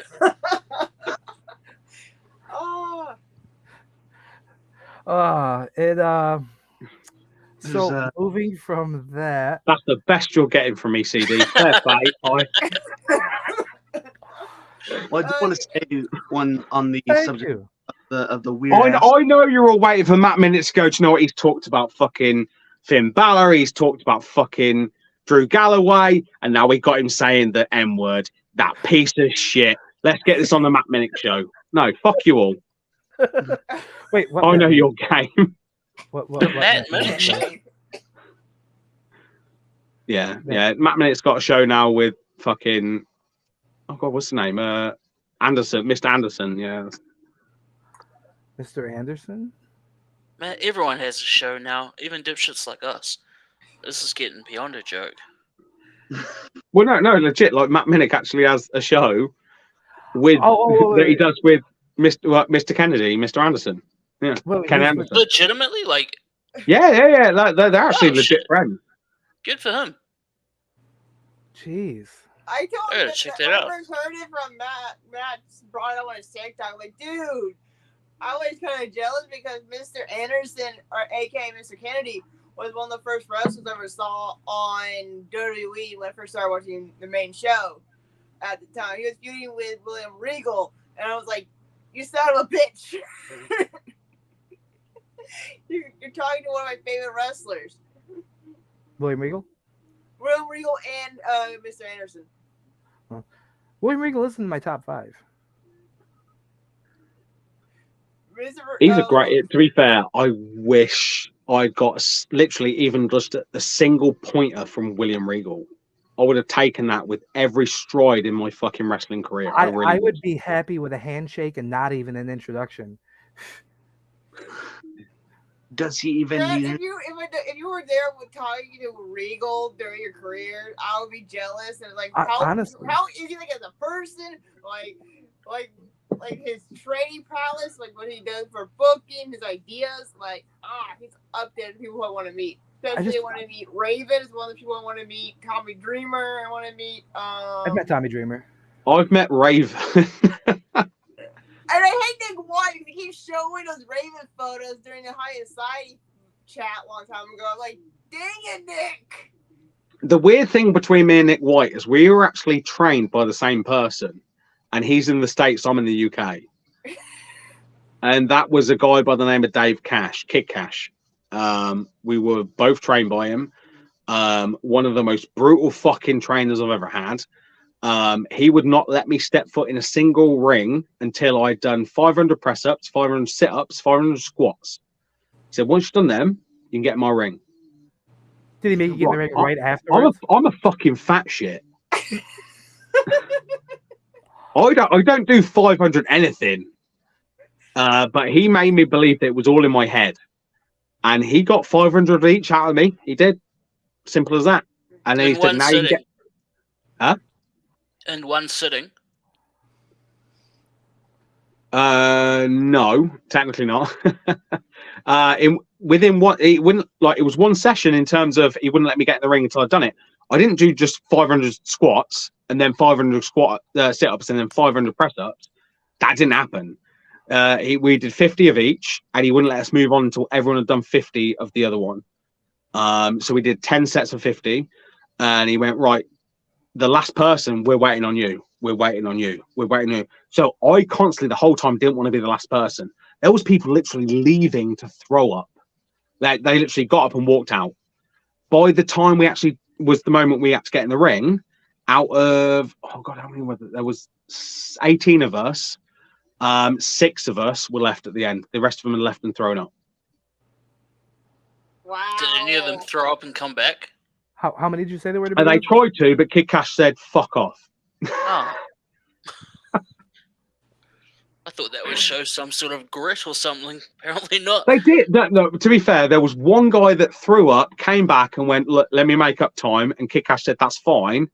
And he took about, oh, fuck me. So much time to do 3 press-ups. And Kid Cash went, no, you're done. Fuck off. If you weren't keeping up, he just went, you're done. Don't get in my ring. He was hardcore, man. Fucking, he was trained in Japan. For seeing his, I remember he used to be in ECW, right, Kid Cash? Yeah, he was at ECW. He also told us the stories about the pit bulls in WWE. Vince McMahon literally walked up to him and Jamie Noble and went, "You're going to be the pit bulls." And they were like, "Yeah, fine, that's fine." So they went out and they were the pit bulls, and then they got backstage one night and Vince McMahon said, "Right, Jamie, I want you to sniff Kid Cash's ass." And Kid Cash went, "You can fuck off." Well, did they already have the pit bulls at ECW at the time, though? I don't know. If they did, I don't know. I don't know the full story. I just know what Cash told me, and he was like, Vince literally came up to him and Jamie Noble and went, "Right, Jamie, I want you to sniff Kid Cash's ass live on TV." Was this? Like, was it like And Kid Cash just went, "No, I'm not having my ass sniffed on TV." Like dogs, I get it. They were the pit bulls. They were meant to be dogs, and Vince wanted them to come out and sniff each other's asses on the Titantron. Simple as that. And Cash turned around and went, "You fuck off." And that guy's had some fucked up ideas, man. Jesus Christ. And Cash turned around and took his note of leave for that. So, what was the story that Kiwi was hoping to get out of you that wasn't El Ligero? Flash Gordon. Flash Gordon. God, I've got so many stories. Does this involve using the N-word, and that's why you're pretending you don't remember it? No, we'll keep me and Lashley out of this. You don't want to be the lawn in this situation? I never met Lashley. I'm going to cut out that one little bit and send it to him on Twitter. And then just watch him go, "Oh, I remember him." He didn't. He don't. Fuck you on about. I can't remember what we were going on about. So, I mean, like I said, there's several stories, but yeah. Flash Morgan Webster, right? Oh, fucking hell, Morgan Webster. Right, okay, so we're running a show. We're about to do the D.H. Smith show, Harry Smith, British Bulldog son, and I've got most of, fuck are they called? Oh, God. So it was Flash Morgan Webster and I can't remember his name.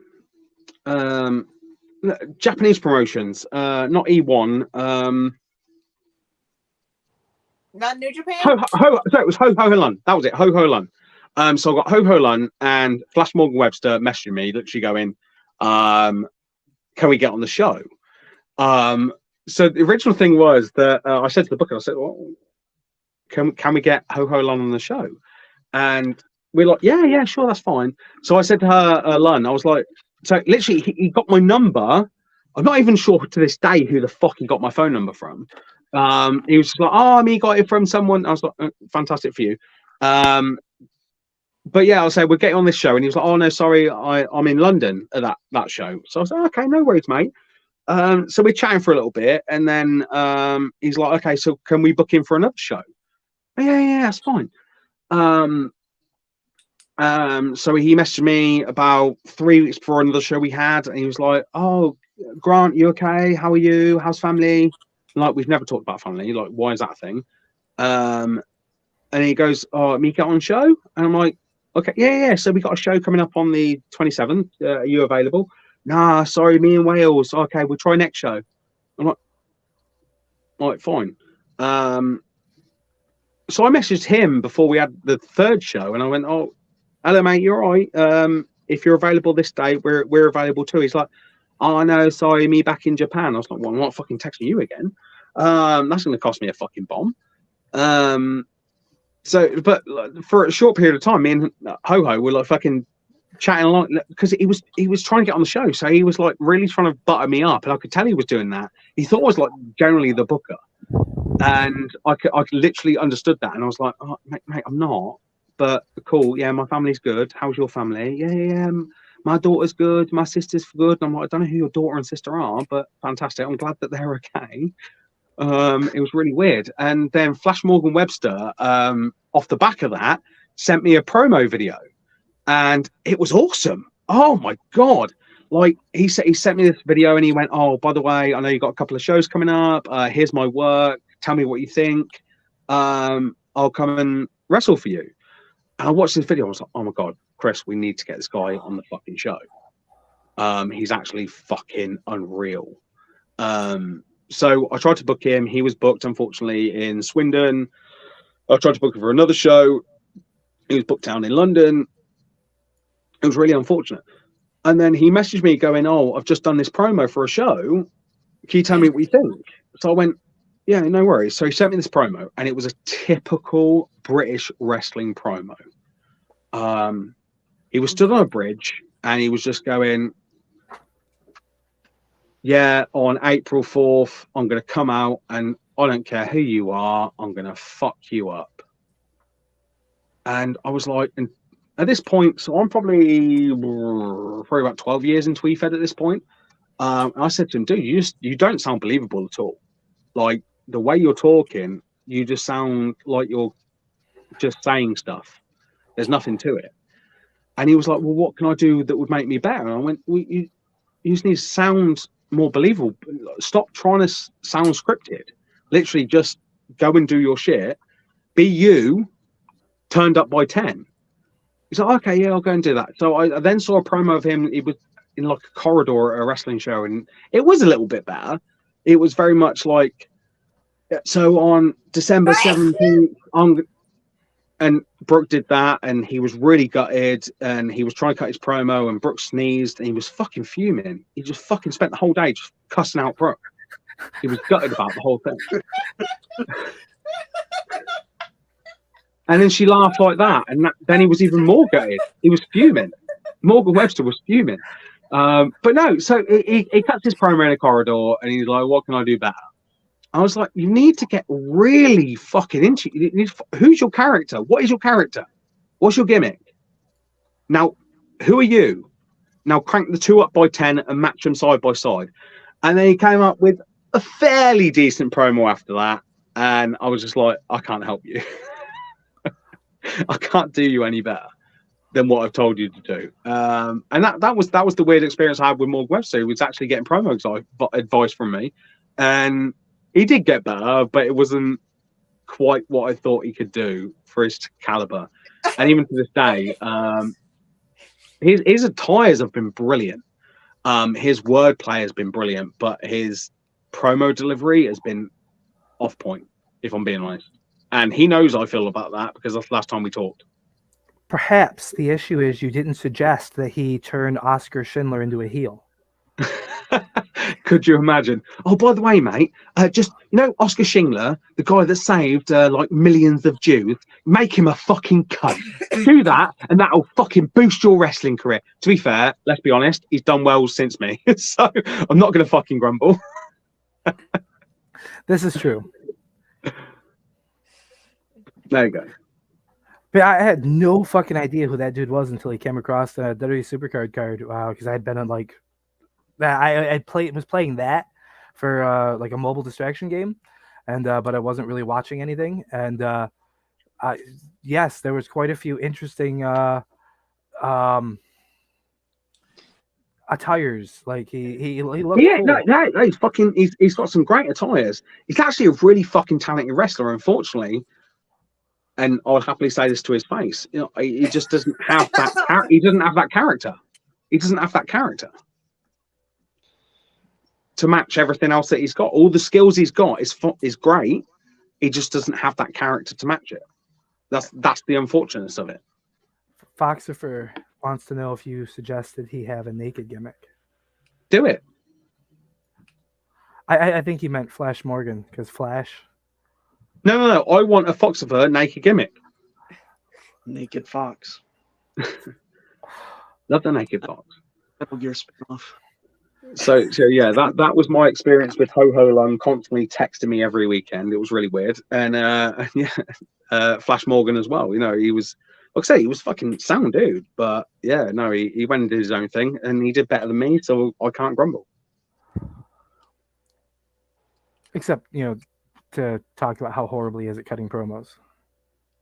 You heard it here first, folks. Flash Morgan Webster is horrible at cutting promos per the Unfiltered, who has seen Viper, a.k.a. Piper Niven, a.k.a. Dewdrops, and got hard. Oh, whoa. I never said I got hard. Yeah, but you didn't say you didn't either. You're right.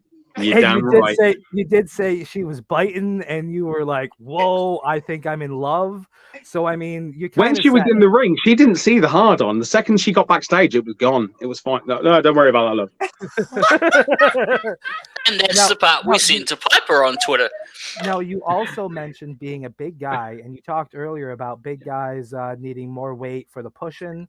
So, like, is it she didn't see the hard on because, you know, you're a big guy and there's a lot of pushing needing done, or was it because you know, you were too embarrassed that she'd see it on the way back, or you know, I was way too embarrassed. Fuck that. Handle the business. Right. So okay, so I'm probably. Oh God, I'm trying to think how old I was. And handle the business. What was that? Did you sniff Dave Cash's ass and handle the business? No. So you just Dave God. No, it was just a weird experience, right? So I'm just literally this young wrestler, sat on this fucking bench, and there come, to be fair, to me, 3 fucking hot girls. You got Viper, you got Kaylee Ray, you got fucking Carmel Jacobs. I'm just there like, and I'm sat there on my own. I'm literally sat on this bench because everyone else is fucked off around the corner. They think they've got nowhere else to go, so they come and sit by me. Kaylee and fucking Carmel know me, so they're like, "Hey, Grant, you all right? How you doing?" "Yeah, I'm good, thank you." I'm just literally, I'm sat there in this fucking lycra. It was just, oh mate, it was just such a weird experience. But that's what happens in wrestling. That's literally what in the indies. There isn't, unless you go to certain arenas and layouts. There's no split between female and male locker rooms. In the indies, most of it is just like fucking, you just get changed in front of each other and it's cool. You just trust who's around you. You just do. Fuck, come on, Fox. God damn. Well, we were So listening to Foxifer, Cody Bentley, they're just backstage. They're there chilling, enjoying themselves, sat on a fucking old school bench. And then there comes fucking Fiona and Brooks, and they're just there getting them changed in front of them. They just got to accept it. That's how the indies work, you know. I'm not going to sugarcoat it. If you go to certain places, there's no fucking split between male and female locker rooms. You just know that, okay, this is where I get changed. Fuck it. That's how it works. I've seen some of that too. Like I have attended a lot of the local indie shows that come here. There's a couple like very territorial small companies. Their 2CW closed down a few years ago, but they were here frequently and in the general vicinity. And you know, it was one of those. Even the fans were very, very like kind of like the same people. I actually had a nickname as an audience member that even the 2CW guys knew me as, and that was Cheap Bray Wyatt. Okay, right. And this like years ago. in one of these shows, Tommy Dreamer took my cup and spit it at their world champion at the time. Kevin Steen hugged me in the middle of a match, and then got kicked off of me. AJ Styles, Kenny Omega, they were at some of these shows. We had Tajiri, Spike Dudley, a whole mix. Dudley Boys did some of their shows. One of the last shows they did, well, not them anymore. It's the local company that they kind of took over since they closed down. Did he from? Fuck, I can't think of his name now to save my life.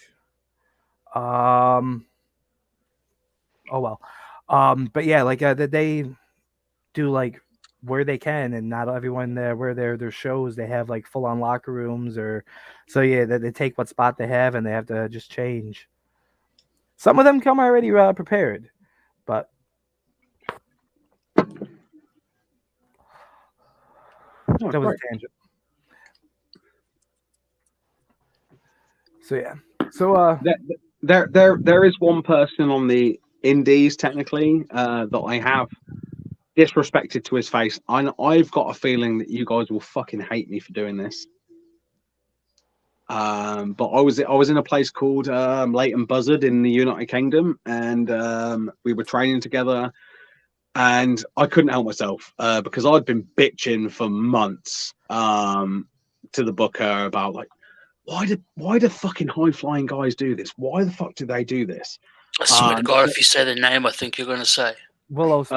Well, let's get to it.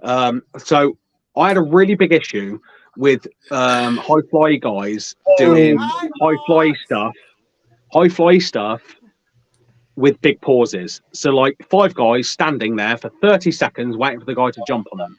I had a big issue with that. That was my biggest issue. And the part was always that like they would be directly staring at the spot, like obviously for like the reason of like catching the guy, making sure they know when the spot happens, but like I'll just stand there like, oh yeah, they're just literally staring out, they're hugging each other, they're fucking tickling each other's bollocks. It was fantastic spot. Of course it was. Yeah, fucking and there was one person in particular I knew that I was going to meet that was very infamous for this spot. And, don't you fucking say it. Don't you fucking say it. It's Willow. So I get to Leighton Buzzard. I'm chatting with this guy, and I was like, dude, like, can we just have a chat? Like, I grew up on Shinya Hashimoto, really fucking big, meaty guys, beating meaty guys, realistic wrestling. Like, how the fuck do you go into a show and go into a spot where the guys you're about to jump on just stare there for 30 minutes? And he said to me that that's not actually what is meant to happen. We talk about it beforehand. There's trigger movements and hand signals, and they're meant to get into spot, and then I do the spot, and then they don't. And I said to him, well, why does it happen every time it's you? And he went, I don't fucking know. The guy is Will Ospreay. You motherfucker. Get off the podcast. Fuck off. Go back to England. You suck. Fuck you, Grant. Fuck you, Grant. He's my favorite wrestler on the face of the planet. You can suck my white nutsack. Twice me and Will spoke about this. And he laughs about it because I go to him, well, why would you not just ignore them and then just go down and beat them up just to watch what their reaction? If they're that shit at timing themselves, why would you give them the energy to actually enhance them by jumping on them when they make you look stupid? Or just like gently like hop off the rope and just stare directly at them like, what? I was just getting off the fucking rope. So the spot I was referring to. Problem though. He's performing his spot perfectly. It's the other people that are fucking up the timing. It's got nothing to do with Ospreay. I completely agree. Completely agree with that statement. It's not him. His timing's on point. Their timing's off. But when he stood on the balcony, literally. So I watched the spot where he was stood on a balcony, and he was climbing up to the balcony, and the 3 guys on the floor started to get up, obviously way too early. And they just started. They stood there for about 40 seconds. 40 seconds is long, like fucking a long period of time. Yeah. Oh, damn, and they're there just stood up, hugging each other, looking up, going, oh my God, he's going to fucking jump on us. Oh my God, he's going to fucking jump. And poor Will's got to go up the fucking steps, stand on this balcony, and look down at him like, "Yeah, I'm gonna jump on you."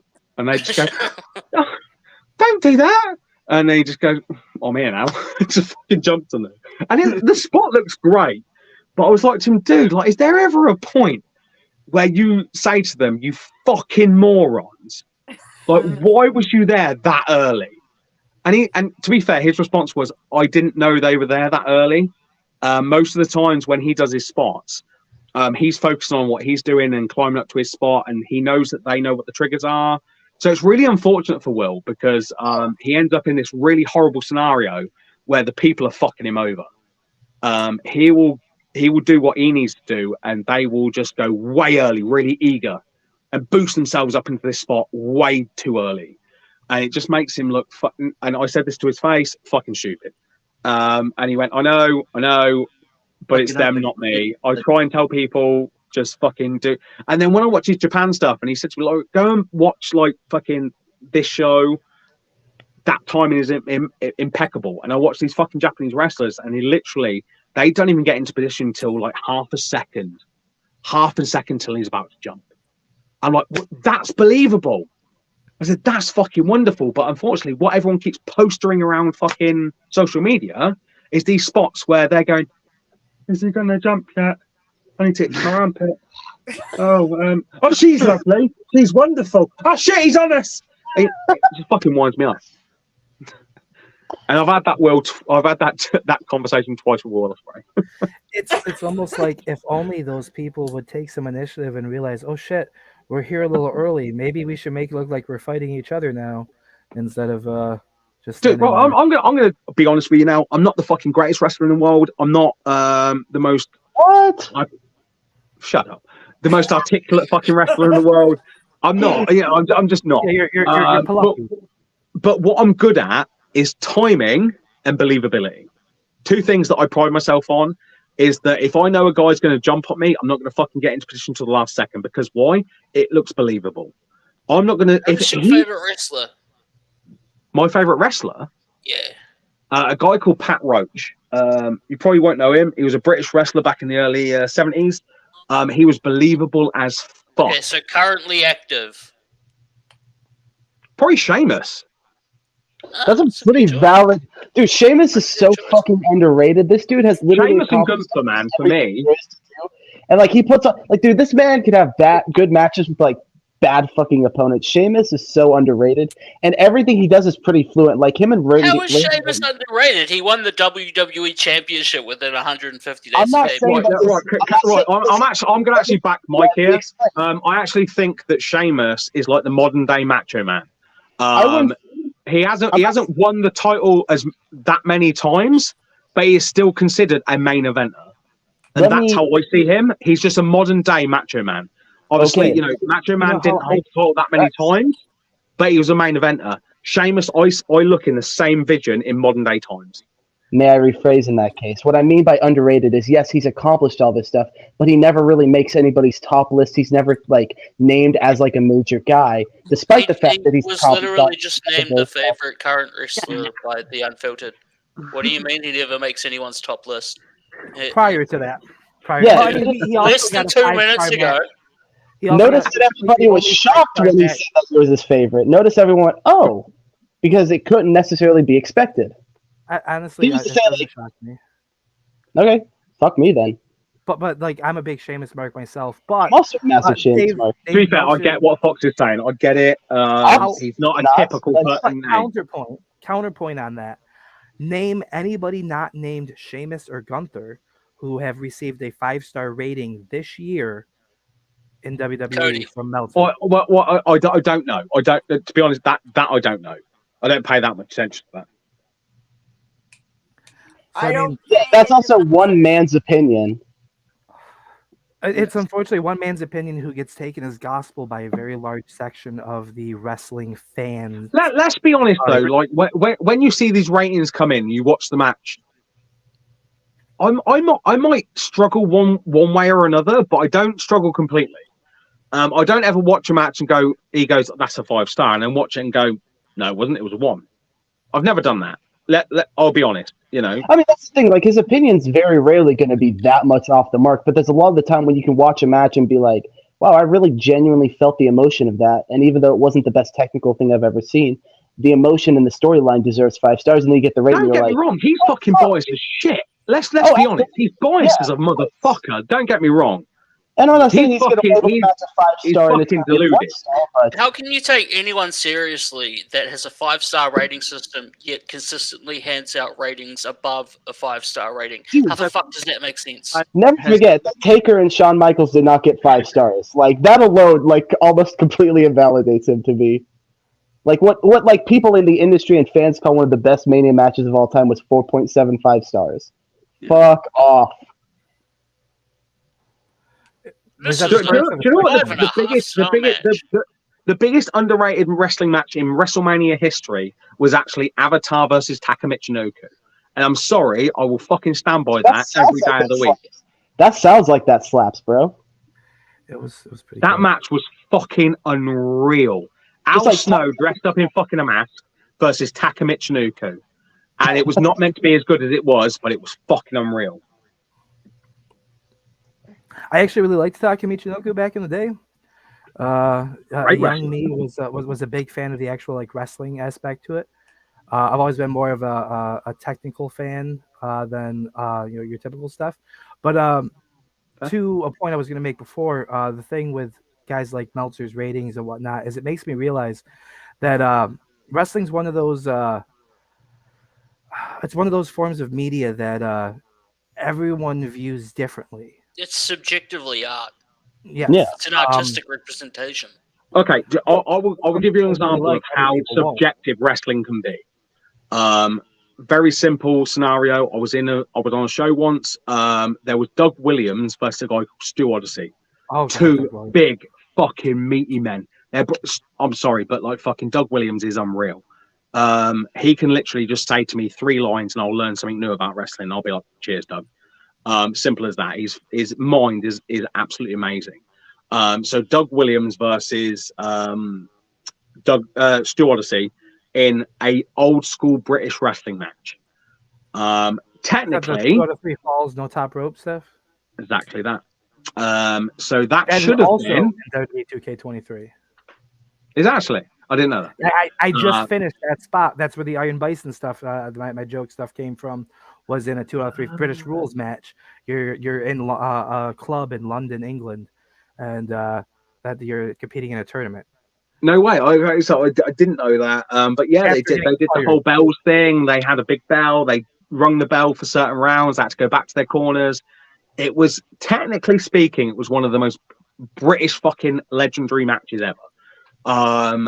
It did not get the response it should have had. It was 350 people in the crowd. They should have ate it up. They didn't. And then I was on after that match. I was in a hardcore match. Yay for me.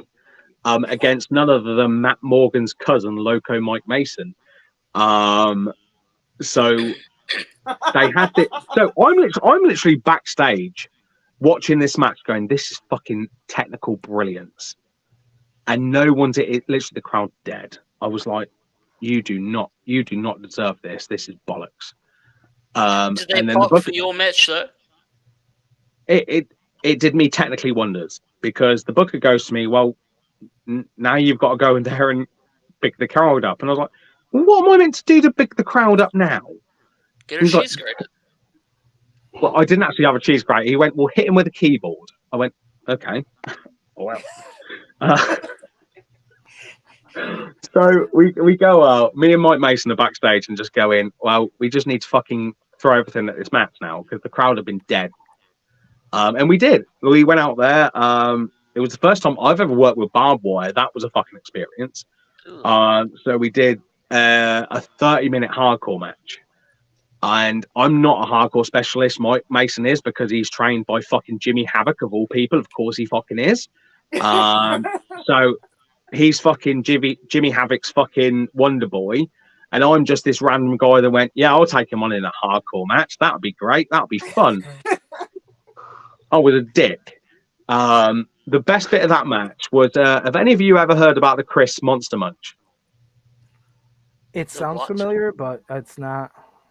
Okay, so we get in the UK, we get a Chris called the Flaming Hot Monster Munch. They're the equivalent of like Flaming Hot Cheetos, I suppose.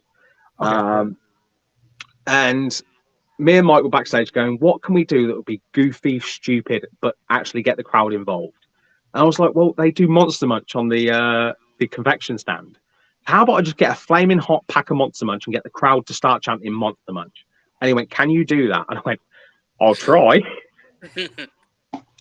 So we do this thing. We pour literally fucking 6,000 thumbtacks onto the middle of the mat. And I hit a Bubba Buster on him. Literally, Bubba Ray Dudley, pick his arms up, smash his ass down onto these thumbtacks. The crowd were like, yeah, that's great. So I go out to the confection stand, get these flaming hot Monster Munch, start pouring them onto the mat. And then I just go, Monster Munch, Monster Munch. Literally 350 people. Monster Munch, Monster Munch. So I then hit another Bubba Buster onto these Monster Munch. It does nothing to him. Literally nothing. It makes no difference to him. But they think that the flaming hot has got into his arsehole somehow because of the blood from the thumbtack. So they're like, 350 people on their feet going, yeah! And he's just there rolling around pretending his arse is flaming hot. It was the best spot I've ever done in my life, if I'm being honest. It was just stupid. It was silly. We'd literally just watched a match that should have been praised. Great, though. Just dumb things like that that'll come out of nowhere for like a 5-second pop, and then you move on with the rest of the match. It's great. So the actual biggest pop of the match was that we had a staple gun, and the whole point of the match was the biggest spot was meant to be him stapling my own picture onto my body. So we had obviously like the stands. There was like pictures of ourselves that we get signed. The fans pay like £5 for them. It's great. It's fun. Makes me a bit of money. Fantastic. So he goes to the stand and gets like 5 pictures of my face and then starts stapling them to my chest. He was meant to do 2 staples into my chest. So he goes 1, 2, 3, 4, 5, 6, 7, 8, 9, 10. And I'm like, thanks for taping. And literally, he spiraled them as well. He was a kind guy, fucking great guy. Fuck you, Mike Mason. But he like goes bang, bang, bang, bang, bang. Literally twists it all round. And literally, I've got my own promo picture on my chest stapled into me with these staples. So I'm literally raving in the middle of bottom corner, and he runs against the ropes. He comes back and literally gives me a fucking Zack Ryder straight across meant to be across the cheek, misses my cheek, hits the staples in my chest, all 10 of them. So he kicks me in the fucking chest, and these staples go flying out. The pitch comes flying out, and suddenly I've got this big swelling on my chest. And I'm like, you fucking wanker. The next spot in coming up was a Shattered Dream spot. So he goes to then go and kick me again, and I duck and lift his leg up, and he goes through the ropes. And I give him a couple of forearms to the face. I lift his other leg through, give him a couple of jabs, and then I pick up the staple gun. The crowd go, oh! I go running back. I come running forward. Go to staple it into his face. He goes like that, and they all go, oh! And then I duck down and staple him in the fucking bollocks. You've never seen a fucking pop like it. To this day, MBWA and WA said they've never seen a pop like it. 350 people screaming because I just popped this guy in the bollocks with a staple gun. It was an illusion. I didn't actually fucking staple him in the bollocks. But for the fact he kicked 10 staples out of my chest, I did give him a legit fucking forearm to the chin. That's my fucking right. I don't give a shit. But no, honestly, like I set him up for Shattered Dreams. I run across the thing, go to staple him in the face. Everyone goes, oh, and then I just literally drop to one knee and bang in the bollocks, and literally 350 people off their feet screaming. It was unreal. That's the thing, man. Especially with like hardcore matches, the like comedy spots are so underappreciated. It was a company called KFW. It was the indie special bring your own weapons type of thing where like the crowd brings stuff from home. So like the spot was one guy had like a real baseball bat and somebody had like a plastic bat. So I grabbed the plastic one. The other guy grabs a real one. And I'm like, fuck. So like we basically like sword fight with the two things. I like hit him in the chest with, and I turn around, celebrate, and the crowd's like, "Yeah, you won!" And I turn around, bonk to the fucking head, and fall down. It was so fucking fun because like as we're like sword fighting, the crowd's like having fun with it. I like stab him in the chest. The crowd's like, "Yeah!" Turn around, celebrate, and then nice little fucking one bonk. That's all the spot was. I got hit with a baseball bat one time, and the crowd was fucking eating it up. I love that shit. But that's what makes a show, and this is the point I was making, was that you've got Doug Williams versus fucking Stu Odyssey in what should have been the greatest British wrestling match of all time. No one gave a shit. Yeah. I suddenly get a pack of Monster Munch and staple someone in the bollocks, and it was the biggest pop we've ever had on those NWA British shows. It was stupid. It was stupid. To be fair, like, you played into what the crowd was wanting at the time, and that's definitely what helped. I did. And do you know what? I was gutted because I literally sat there and watched Stu Odyssey versus fucking Doug Williams, and I was taken back to when I was a kid watching fucking World of Sport. You know, and I thought it was the best thing ever. And listening to the crowd not appreciate it actually set me back. It actually fucking did me wrong mentally because I was like, well, has wrestling really changed that much? And the honest answer is yes, it has. They want to see people get stapled in the bollocks and get their fucking ass thrown on Monster Munch. I was like, what the fuck has happened? And that was the harsh reality for me. And I had to change my whole wrestling I did change my whole wrestling mentality, but I still wanted to keep the whole. I like real wrestling. That's me. I mean, that transcends wrestling too. You look at film, like you see like stoner comedies make more movie than like some of the best written movies of the year sometimes. It's just how, I guess, humor and entertainment has evolved. It ties into every aspect that became with the advent of the internet too. People now have a sort of instant gratification. They want the stuff they don't have to think about, the stuff that they can just sit and enjoy. Like that's why comedies do as well as they do. That's why reels are a thing with Facebook and Instagram, because they're short little digestible pieces of thing that you can just keep scrolling right past through. Because no one wants the meat and potato. They just want the sizzled steak, and maybe they're going to eat it or they're going to take a picture of it. And with those two matches, it's like one, the comedy match, like the crowd got to be more interactive with it. So obviously they're going to be more rowdy for it. With the other match, while it's a beautiful classic, they don't get to participate as much, meaning that they're going to be a little bit more bored, which is tragic. But they could have that. That's the point. This is what people don't realize. Yeah. You could have participated with it. You can. You have every right to. I want to see an old granny with a fucking handbag with a brick in it and fucking hit the bold guy on the head. That's what I want to fucking see. Old school fucking wrestling. That's what I want to see. Careful, you may just give WWE an idea. Oh, that makes me think of the fucking stunt granny from. Or even AEW. Can you picture this? John Moxley's grandmother is in the audience. The mother of the best friends, the one that keeps showing up. Oh yeah, Judy or something. Well, I'm just saying the grandmother, right? And the grandmother's there, and like he's fighting this guy, whoever it is, and like it's looking bad, and the grandmother just pulls a brick out of her purse and hits him, puts it back in while the ref's not looking. Like I picture this spot happening. You're telling me the business is going to be managed by Shelton Benjamin's mother? Thank you, because that's always been running through my head for the last 20 seconds at least. Oh my god! Benjamin. Oh my god! Mama Benjamin, cool, dude. That shit was based. Oh, you know, I was gutted. I missed out on a fucking seminar with Shelton Benjamin. I really wanted to go to it. I couldn't for other reasons. I was gutted because I really wanted to go to that. All right. Somebody should send this to Powers That Be, because I think I've come up with the greatest gimmick to get a semi-babyface, semi-heelish character over who's babyface but managed by a heel, okay? His grandmother. The guy's managed by his grandmother. All right, and he's a babyface. He does everything the right way. He doesn't cheat. He doesn't know that his grandmother at ringside is hitting people with fucking bricks to help him win matches. You do know that was every fucking gimmick in the 1970s of Britain, right? No. Yeah, Big Daddy, Pat Roach, Kendo Nagasaki, fucking Les Kelly. Everyone had a grandmother hitting someone with a fucking brick. It was great. I would like to see that transcend all of sports. Imagine watching football. Tom Brady's down like 14 points. His fucking mother comes on the field and chop blocks the kicker for the goddamn like Colts or some shit.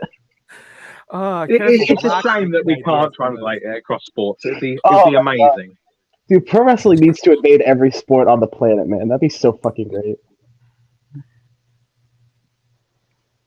Oh. Here, hold on. You know what? I think we'll be kind and we'll give him the same privilege that we gave the sleaze. You ready?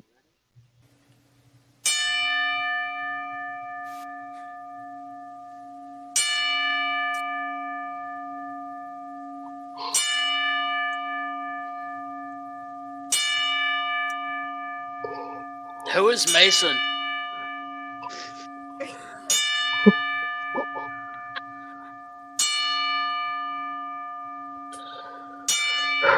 Who are we 10 bells saluting?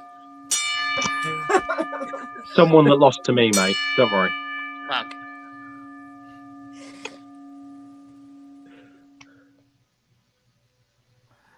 Yes, there you go. Dylan Mason, who just lost to Iron Bison in a 4-1 situation. And he's now 4-0. Let me put this in boxing terms, right? Okay. So, you know, it was 10-10s across the board, apart from one round for every judge. 4 judges just happened to score it 10-9 to Bison. One judge scored it 10-9 to Dylan. Very close match. Very different approach. But the Bison did beat the number one. By 3. By 3. Yeah, by 3. Technically, yeah. Oh, well, look at this. Watson also beat you at one point, but your bought judges said otherwise. Bought and paid for. Bought and paid for. I'm just saying, Jason Sanders didn't like his transition after he just beat Jason Sanders for the EWN title. I'm just saying. Yeah, I actually let Jason beat me just to get over it. It's fine. You think on my list of people who I want to face, I think one of my favorite storytellers. Oh my God, Brooke, you're here. Oh, don't get me wrong. Fucking Jason is incredible. So, and Grant, this is a great Grant thing here too, because a little about me, because Exalted Father and all. For those who don't know, most of you do at this point. I did a lot of GMing across the EFED world for like everywhere at one point in time. At one point in time, yes, we did. Yeah. At one point, I was doing 3 companies at the same time, and I was doing them 3. all on time. I swear to God, there was more than 3 at one point. But here's the thing: all my shit was on time. All my results were out almost immediate. I was on top of my judges. I was on top of my cards. I was on top of my talent. I may have been a little bit of everywhere, but no one can say that I didn't do my job the way it should have been, better than people who were doing one everywhere else. But that's beside the point. You're right. I'm shit. I am. Literally, I go, by the way, get your promos in by this night, and I'll probably tell you the winner is in 2 weeks. Give or take. Get your pros in by this night. An hour afterwards, here are the results. That just shows me you didn't fucking watch him. You just literally went, by the way, get me in. I just woke up. He looks good. He's the winner. Cheers. Hey, I always provided very fully detailed feedback on everything. Did you bollocks? You literally just went, by the way, you promoted 1 second over the time there. He won because of that. Fuck you. I mean, there were some of those, but I was a stickler. Hey, look, if I could be on time and do things in a timely fashion, I expect other people to too. I never had an issue with you as a judge ever. To be fair, if I'm being honest, didn't. But no, on this, I actually had the privilege of booking a series of matches, which I was going to touch on earlier, and then I got away from. There was a point in time where Grant here was unable to defeat Jason anywhere. He kept trying and try. He was the monkey, as it was referred to. He couldn't get off his. He couldn't get off his back. I lost in WKP and then twice in UPW. Yeah, 3-0. He had me. This monkey, he finally gets off his back as he starts the UPW title reign. At that time frame, I've had a number of matches with Grant in a couple of different places, and no matter what I do, I can't beat this guy. I just can't. And it's frustrating me and frustrating me and frustrating me. And like at this point, I had beaten Jason before he did. I had wins over Thomas Austin. I was the first guy to beat Legion 1-on-1. He was the original Iron Bison. And then I beat him after you. Yeah. And so did Buick. Yeah, it's true. And But, I ended Ryan Steinbaum's 1 year run. Just saying. I get him off my back after he gets Sanders off his back. But I had gotten to book a series of matches and feud between him and Jason for. Yeah. I think I carried it on for a couple of months, a couple actual pay-per-view events. I kept the story going. It then got overtaken at the time by the sleeves. It was the whole sleeves juice against Jason Sanders. It was a whole weird thing, but yeah, it was true. Oh Yeah, God, there was that was the lube promos, wasn't it? yeah. Yeah, that's There where was you see Captain a whole promo. There was the anti-lube promo, anti-sleaze promo. It was a and lot of Jason. weird shit.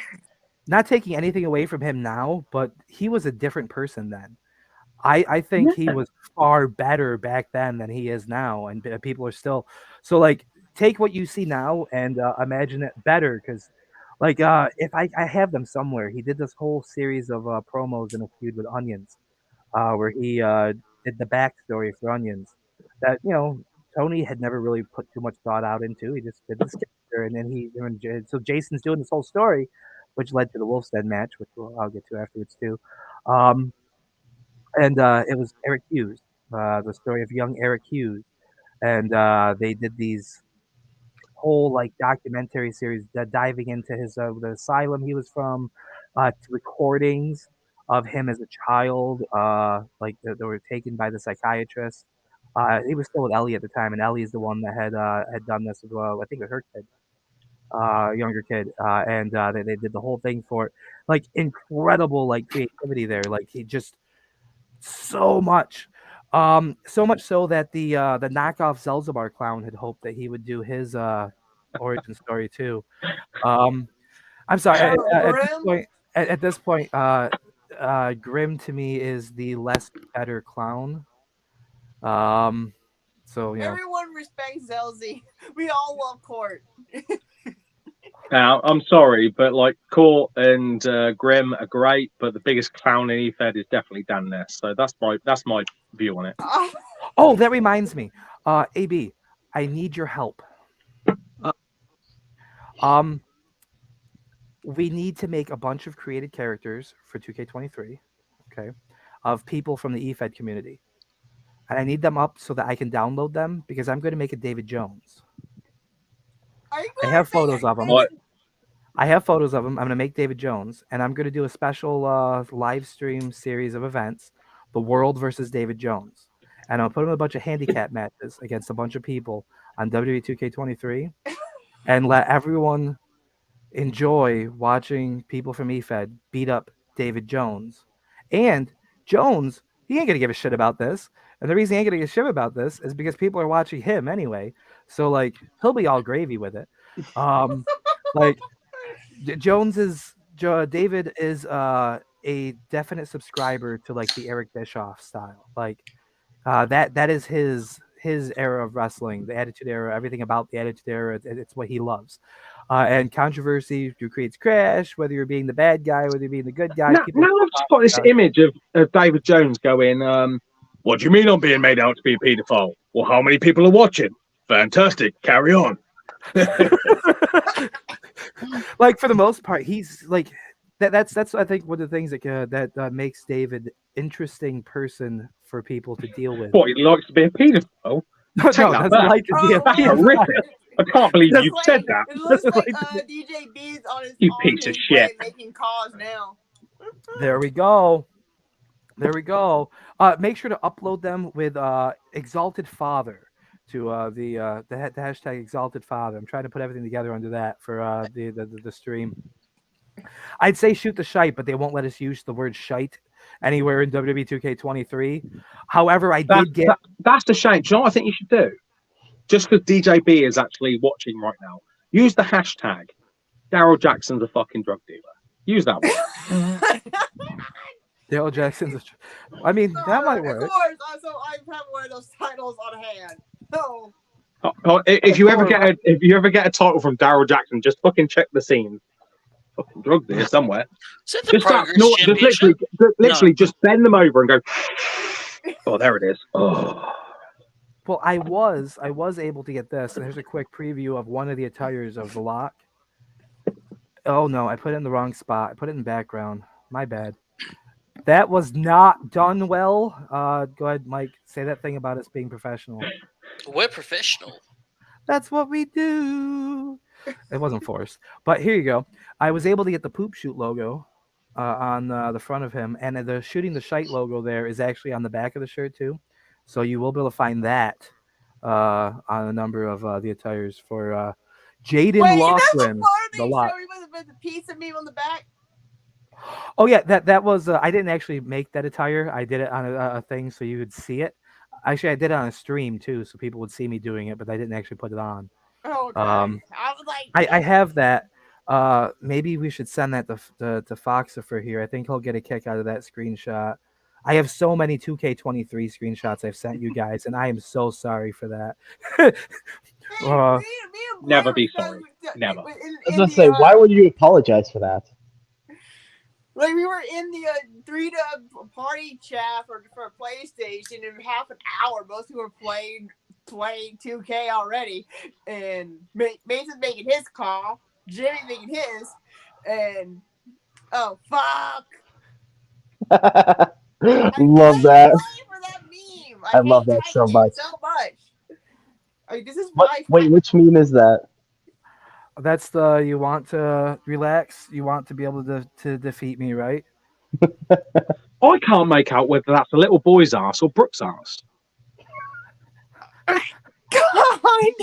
I think that's It's pizza. right over my face. I'm sorry for that cruel fate. To the ass. How do you know what a little boy's ass looks like to be able to compare it? Unfiltered? How would you know what a little boy's ass looks like to be able to compare it? Because he was a little boy at some point. I've literally got a 7-year-old and a 9-year-old pair of boxers in my room, so I'll go and check if you want.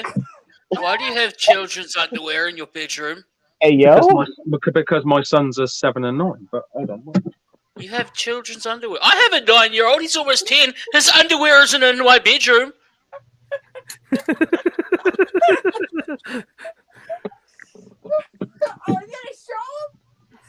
Yeah, well, unfortunately, I don't have the room to fucking put them elsewhere. So, no, right. So It's called a lounge.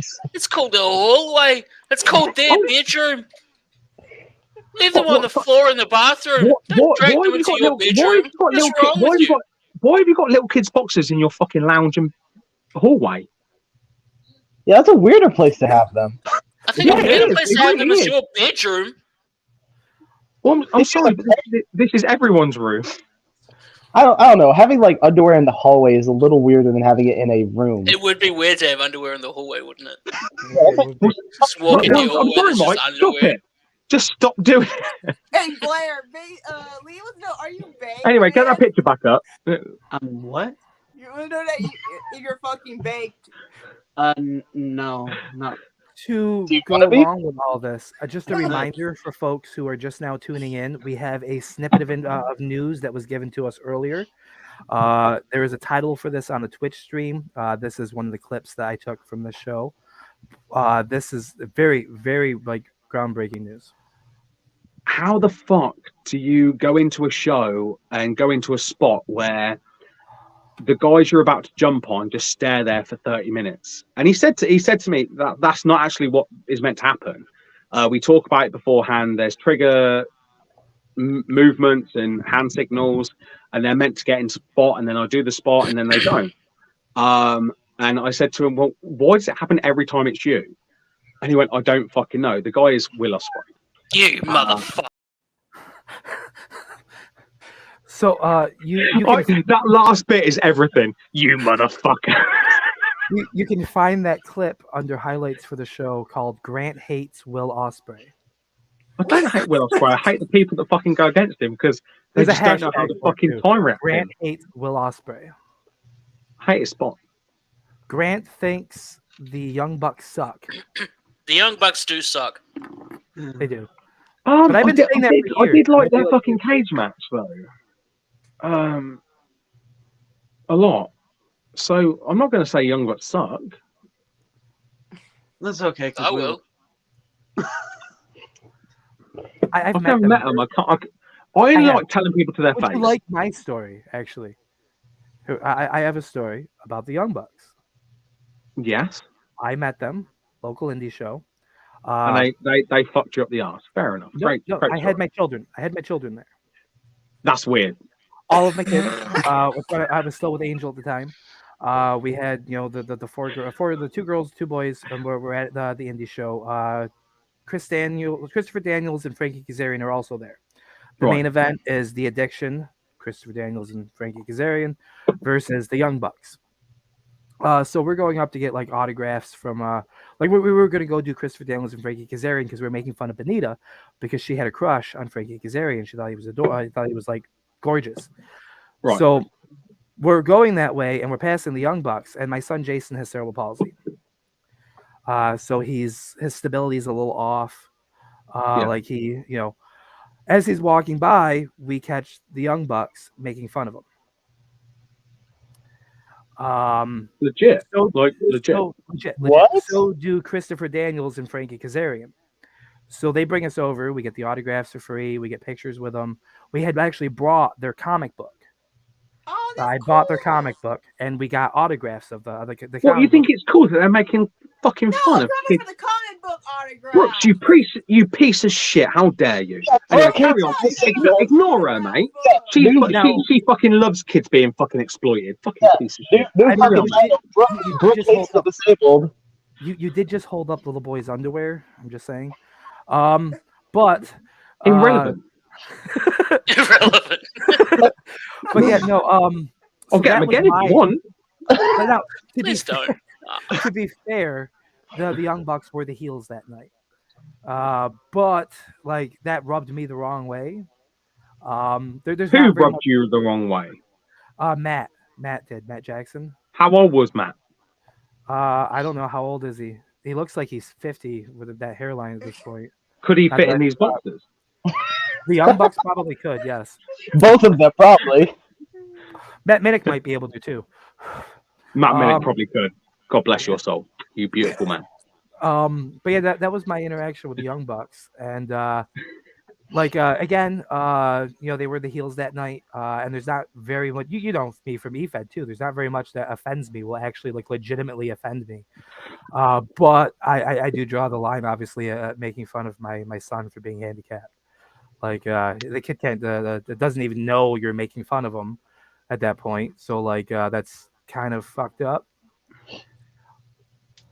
But yeah, so now that's my thing. we have an actual reason to say the Young Bucks suck. Not just because they're shitty wrestlers and overhyped spot monkeys, but because they're evil to disabled children. Fuck you, Young Bucks. Fuck you, Matt and Nick.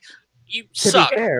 To be fair, probably one of the most popular heel wrestlers in the world today would have done the same thing, MJF. Oh, he totally would. To be fair, the young, I met the Young Bucks, and you're right. They are really unfortunate towards disabled people. They told me I couldn't even take an armbar. Fucking bastards.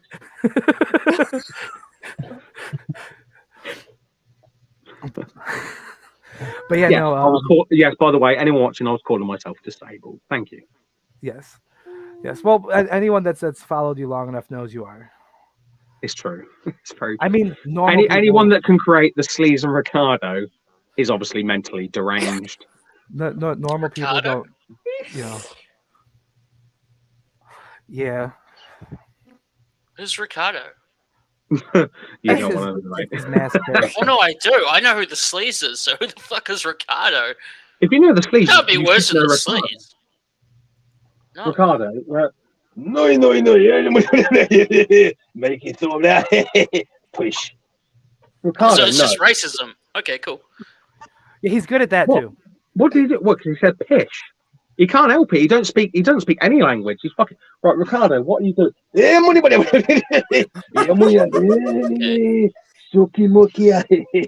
Speaking his style, Australia.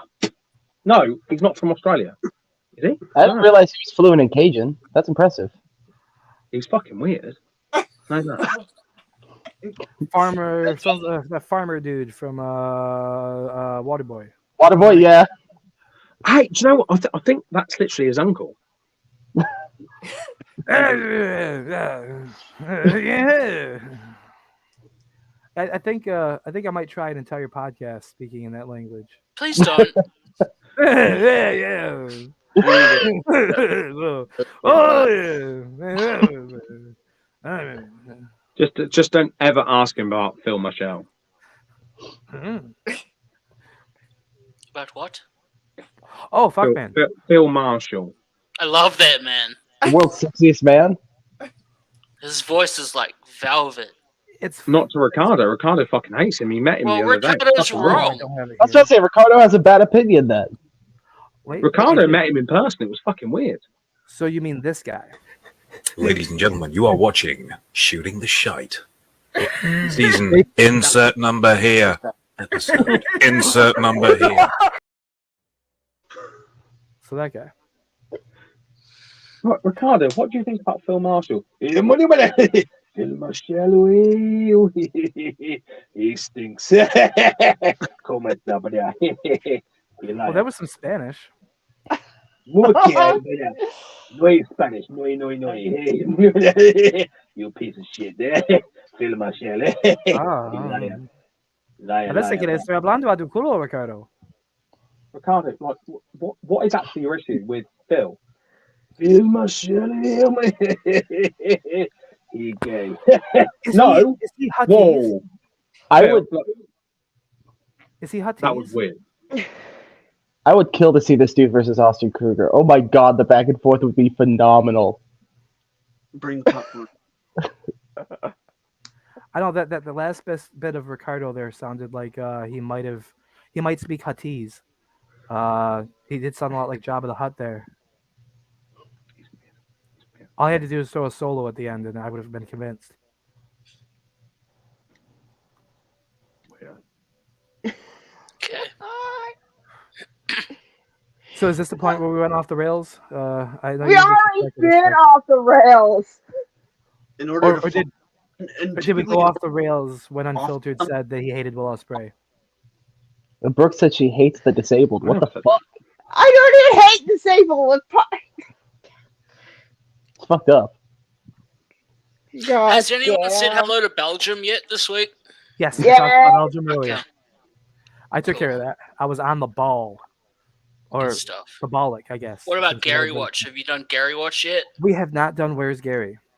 Would you like to handle Where's Gary today? Or should we pass it back to AB since he just discovered he's on Snapchat? You have to message him. You have to. You can't tell us you have a direct line to him and not use that line. The hell? If you message him on Snapchat, I won't even give you shit for not having a sheet on your bed. Go for it. For not having a shirt on his You bed? don't have a What? sheet on your bed. Oh, a sheet. Look at the on his mattress bed. behind him. There's no sheet on that bed. No. I don't have a bed under my sheet. Message Gary, please. Oh, Okay, bye, Grant. Unfiltered may have become disabled. Oh, now Brooke hates him. Filtered. It's got to be like 6 for him in the morning at this point. So yeah, Oh, we got Hobo Joe in the comments now. I remember a time I wrote about him getting thrown into a dumpster. Did that in Who UPW hasn't been thrown to a dumpster in their career at EFEDS? During my my time with UPW and XWE and PWA, I had some very interesting roster members with a lot of different like space. I had a really nice fold out Attitude Era style roster with my upper card guys, my mid card guys, my lower card guys. Joey was one of my guys in XWE actually on the top end, towards the top end, which says everything you need to know about my XWE roster. But he didn't like it when I had him thrown into a dumpster because Justin Klein had made a reference about it, and I was busting his balls. I have this thing about fucking with Joey DeWitt all the time. The old Riots review, the Riots Roundup, when I'd bring people from the show on there I'd fuck with Joey DeWitt left and right. Always busting his balls. So much fun. He's a good sport about it. I once threw Nick White into a dumpster. Good. That's where he belongs. It's because you were just an easy target. You were like a prom queen with daddy issues and self-esteem problems. You were definitely easy. God. Huh. There's a lot of dead silence now. Is Yeah. everyone bored? Did you lose interest with Grant gone? Is that what happened? I don't know. I don't either. Well, that makes two of us. The guy with the fun accent is gone. Yeah. Now we're boring again.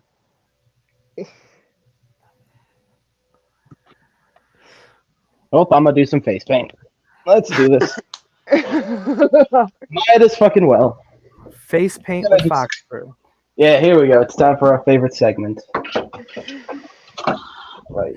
If DJB's still around, I saw you're talking about doing the CAWs tomorrow. Have you played around much with the game yet? Right.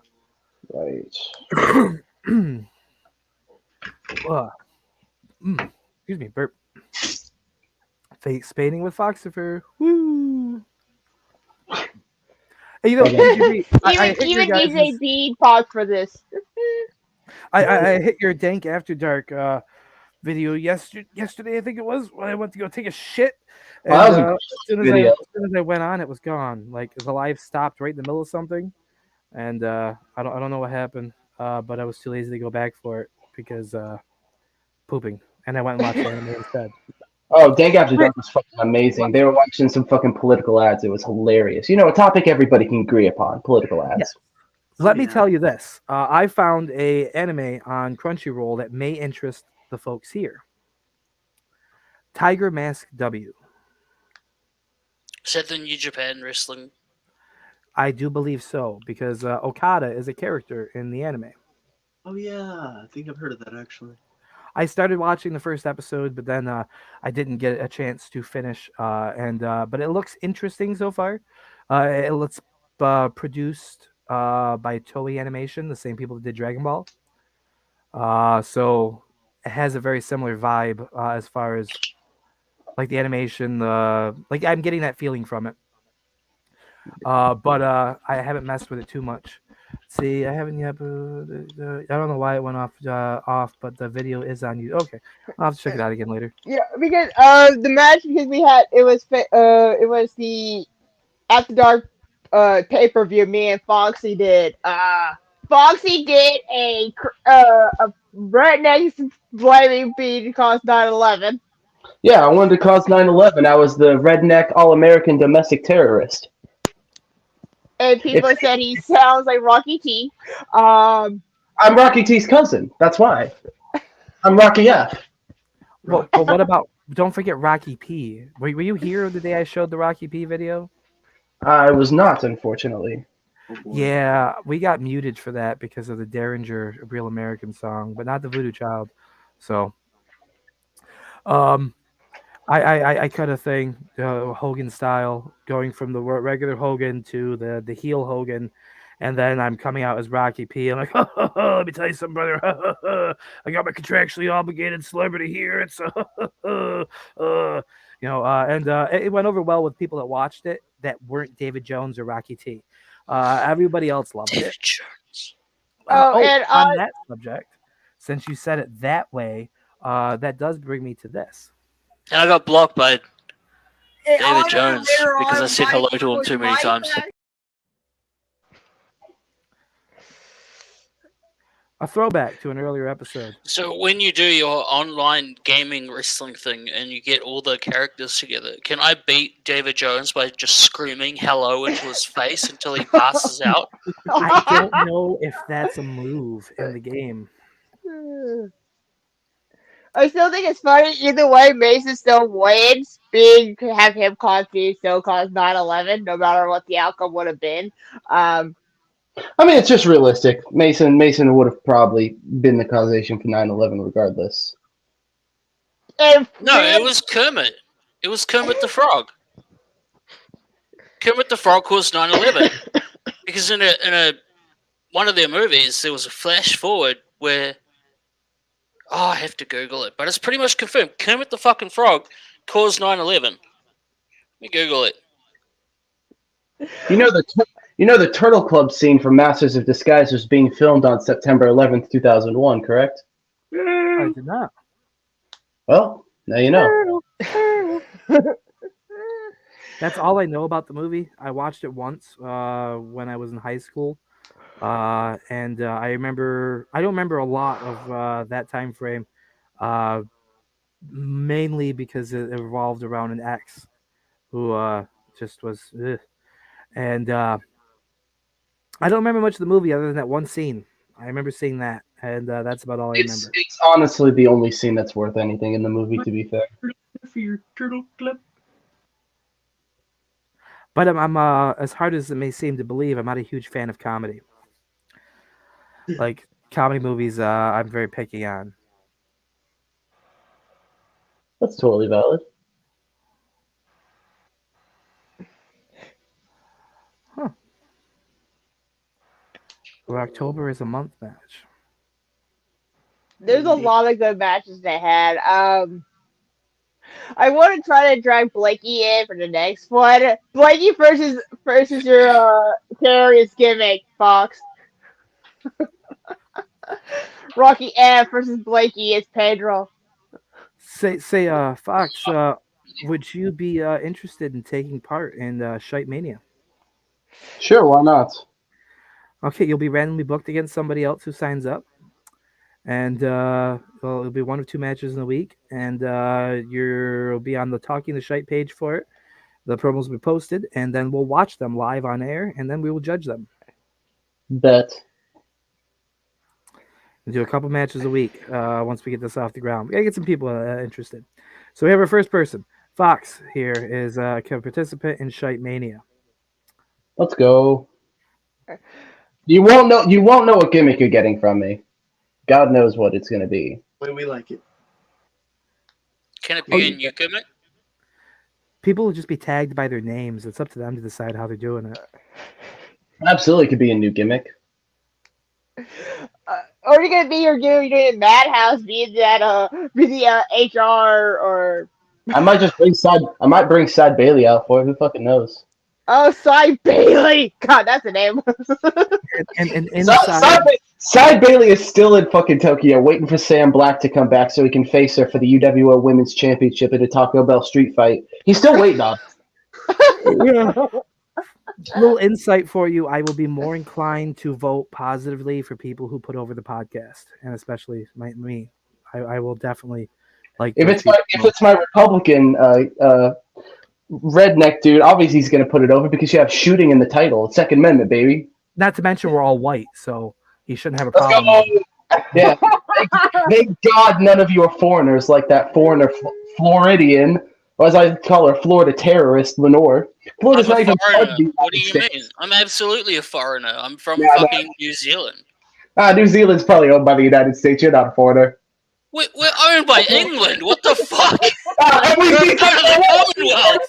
beat them in a war, so we own them. So we own you. Let's go. If anything, that just makes you like our brother country, so it's okay. Listen, man, I love the great 49 states. Sea to shining sea of the United States. And anybody who faces me, I will beat you from 49 states. Which one are you missing and why? Florida's not a state. Florida's not real. Florida is just another country. Let's be real. Yeah, you want to face me? I'll fight you anywhere from Disneyland to Dollywood. Let's do this. From Disneyland to Dollywood. The only 2 places that matter. That's all in the northern hemisphere. Exactly. That's why they're the only places that matter. It doesn't fit for a redneck. I would argue that I'm far more of a southerner than you are. What do you mean, Northern Hemisphere? Dollywood's in, like, literally East Tennessee. Yeah. I live, like, 2 minutes from Dollywood. Is that not the northern hemisphere? I don't know. I didn't go to school. I'm from Tennessee. Are you not in the northern hemisphere right now? Are you not in the northern part of the planet? You think I know geography? This is the American public school system. You think I know geography? I'm a goddamn American. That's a point. All I know is we would have beat England, and that's all that matters, baby. Well, you needed the French's help, but sure. Yeah, the French needed our help. With what? I don't know, but they did at some point, surely. And you didn't take the war to them, you just did it in your own backyard. So bring the war to one of us, motherfucker. Don't, please don't. I will. At fucking Talk Shit Mania, what it's called. I don't need warthogs and interceptors fucking flying around down here. I'm good.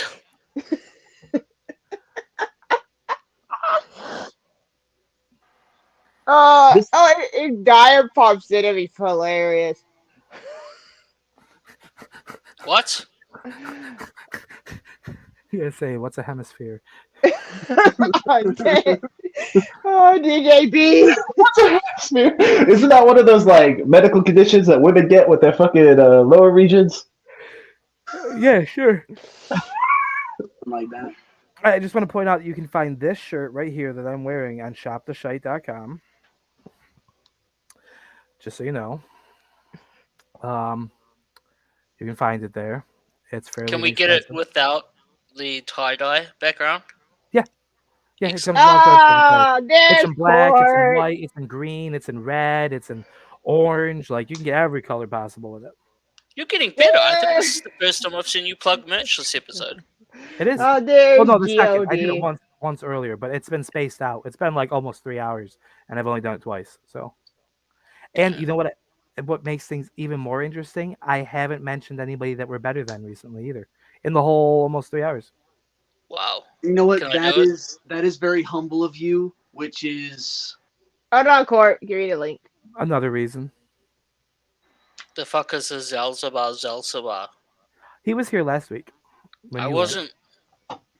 I was Yeah, sick where were in you bed. last Sorry, week? I was unwell. you're always unwell. Sure. We just expect unwell from you. I don't know. Send it to Court. I mean, it does begin to be expected.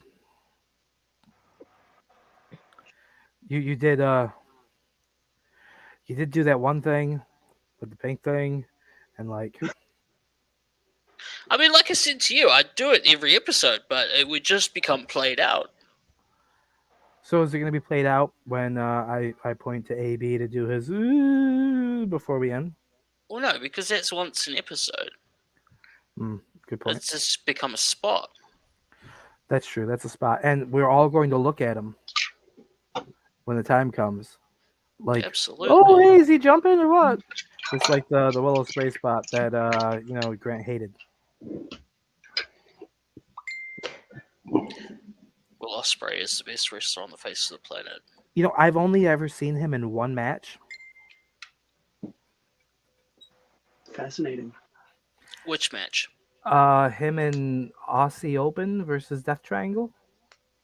Oh, okay. On AEW. Yeah, but that's Obviously. because I'm a Pentagon fan. Like, Yeah, I Pentagon's love cool as Pentagon. shit. Yeah. He's very cool. He's not in my top 5, but I love Pentagon. I like the idea of masked wrestlers. I always thought if I ever became a fucking independent wrestler anywhere, I'd wear a mask for sure. Oh, Foxy, that face paint's getting dope, man. It's really not, but I'm trying to trust the process. Yeah, I have no idea what you're doing. Nope. I literally started putting this on without any plan. And that's fine.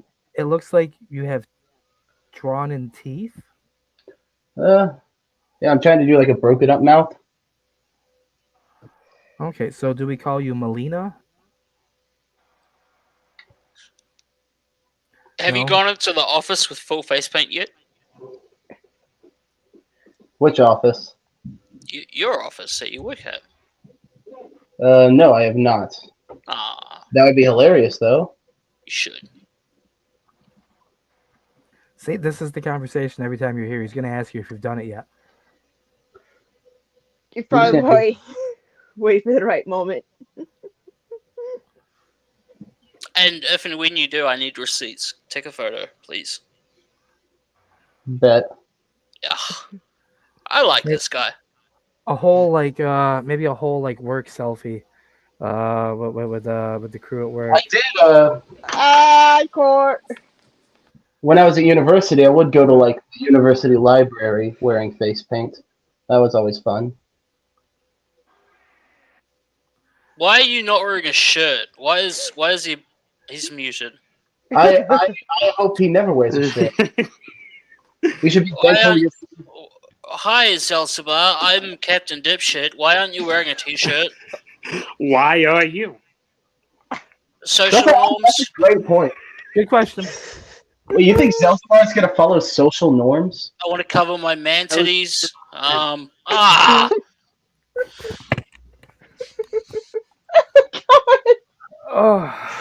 I was just waiting for that opportunity. You know, honestly, the sex appeal in this podcast just went up like 1,000%. I have that effect. We are now 1/3 shirtless. Excellent. All right, Brooke, your turn. No. I can't. Is that your voice, or are you making a voice? No, that's his voice. Oh, that's unfortunate.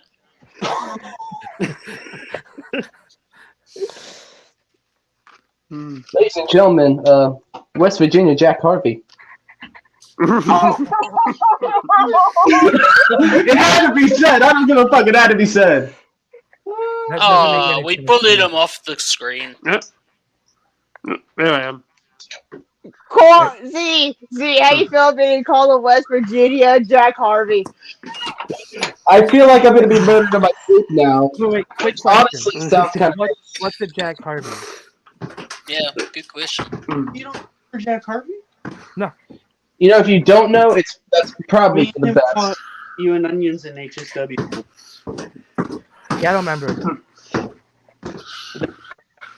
I'll be here till my phone dies. Was he the other one I didn't care about? Yeah. Okay. Yeah, like I've faced a lot of people who I didn't even bother learning who they were. It was kind of douchey of me, but I didn't care. Life do be No, like no, that. That half the people I work with. That was the match where Tyrion's lemonade gimmick was invented. Oh, yes, I don't remember him. I remember the name. Let me put it this way: I remember the name, and I think he was really skinny. Yeah, Harvey. Like Casey Campbell build. Yeah, that sounds about I could see it somewhat between Casey and Harvey. Did he have like short blondish hair? Yes. Yeah. That kind of looked like he was trying to be a '90s teen dream. You know, like the Jonathan Taylor Thomases back in the day, they all had like a certain type of haircut. Like, yeah. I swear he had that kind of haircut. If that's who I'm thinking. Maybe. Kind of a longer face, but like a long condensed face. Like head shapey, almost Macaulay Culkin Home Alone. That's pretty damn good description. Yeah, how about right? You're not wrong. So I do remember him actually. Hey, look at that. I remember more than I thought I was going to. I guess I should probably have some brownie then. There you go. That tells me that my mental faculties are too well with it. So what's Delsabar's whole deal? What are you? What's going on here? It's G.O.D. Are you not familiar with me? How do you identify? Are you a he, him, or a they, them? Or Are she, you a her? fix of them? You're a he, him? Okay.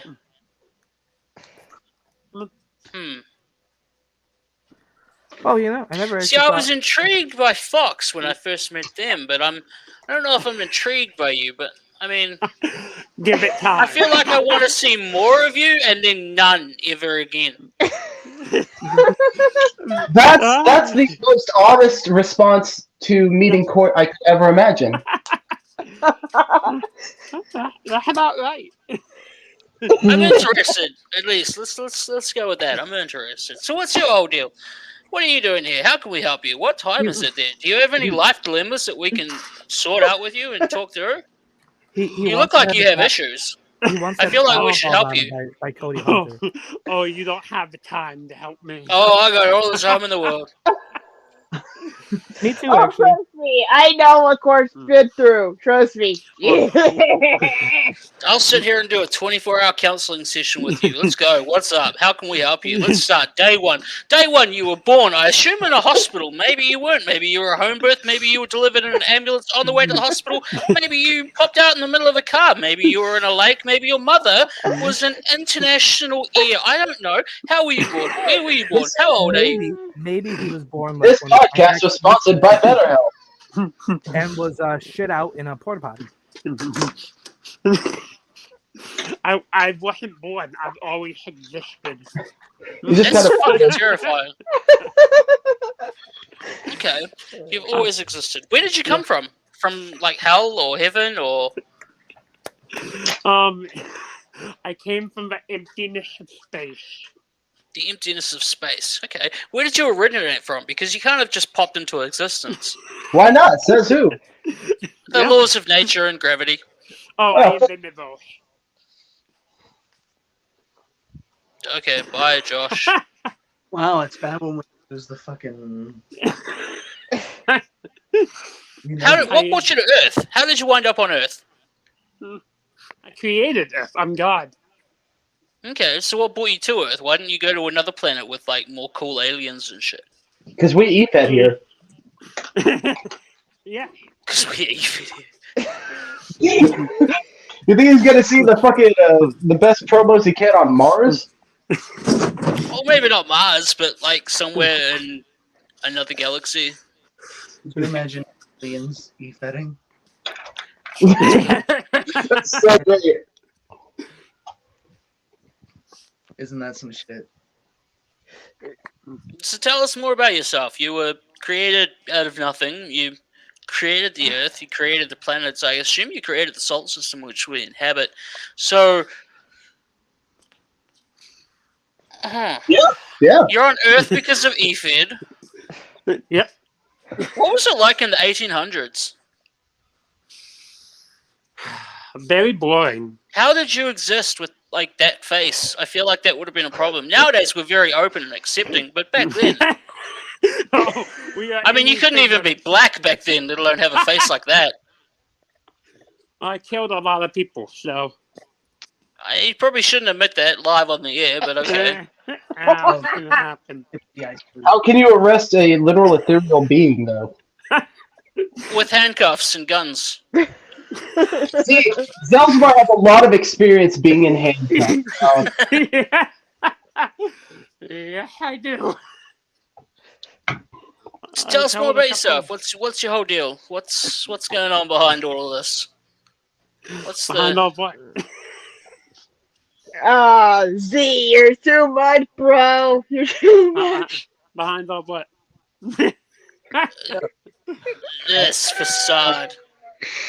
What's going on behind there? Is there any brain bouncing around in there, or is it all just autopilot? Oh, the wheel is spinning. The hamster's just dead at this point. Okay. So there's electricity, just no generator. All right. Listen, he's got 2 brain cells. They're currently actively fighting for third place. We're gonna kill each other, and the one that wins is gonna be lonely and kill itself. Mood. Honestly, wish it. Sounds about right. And I'll be back. Why are you in a basement? Why aren't you in a basement? Because I have self-pride. I don't. Look, you're an EFED and you have self-pride? You're the I'm wrong... not an EFED. I'm not an EFED at all. I'm nothing to do with EFED. Have you ever seen me promo an EFED? No. No, you have not. To be fair, you've probably also never seen me EFED promo, but like... No, I haven't. Exactly. Exactly. So in that case, I'm not... No, see, the difference is you frequent EVID places. I don't. You have the ability or the possibility to run against people that you haven't seen before, or just come up against faces in your newsfeed that are just posting videos. I don't have that because I'm not in any EVIDs.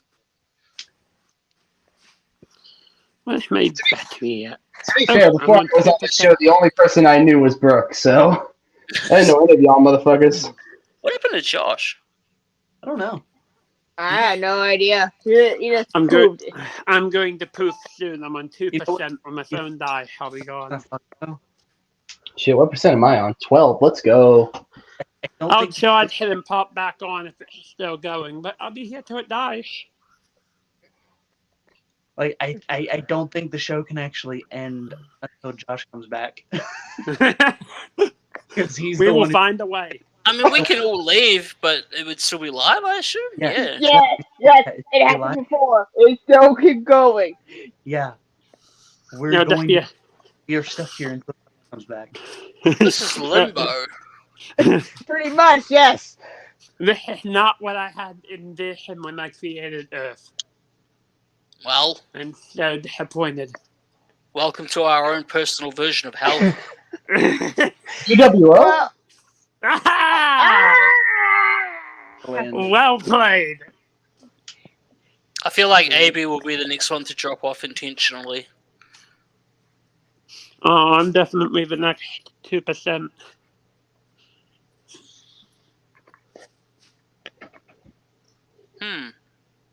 Oh, by the way, Blair, What's happening in the update. news?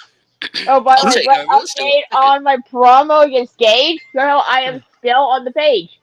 Had to take a piss. Sorry about that. So I was doing the whole about to thing start there, but- Googling today's news, and I was just going to start reading the news. Okay.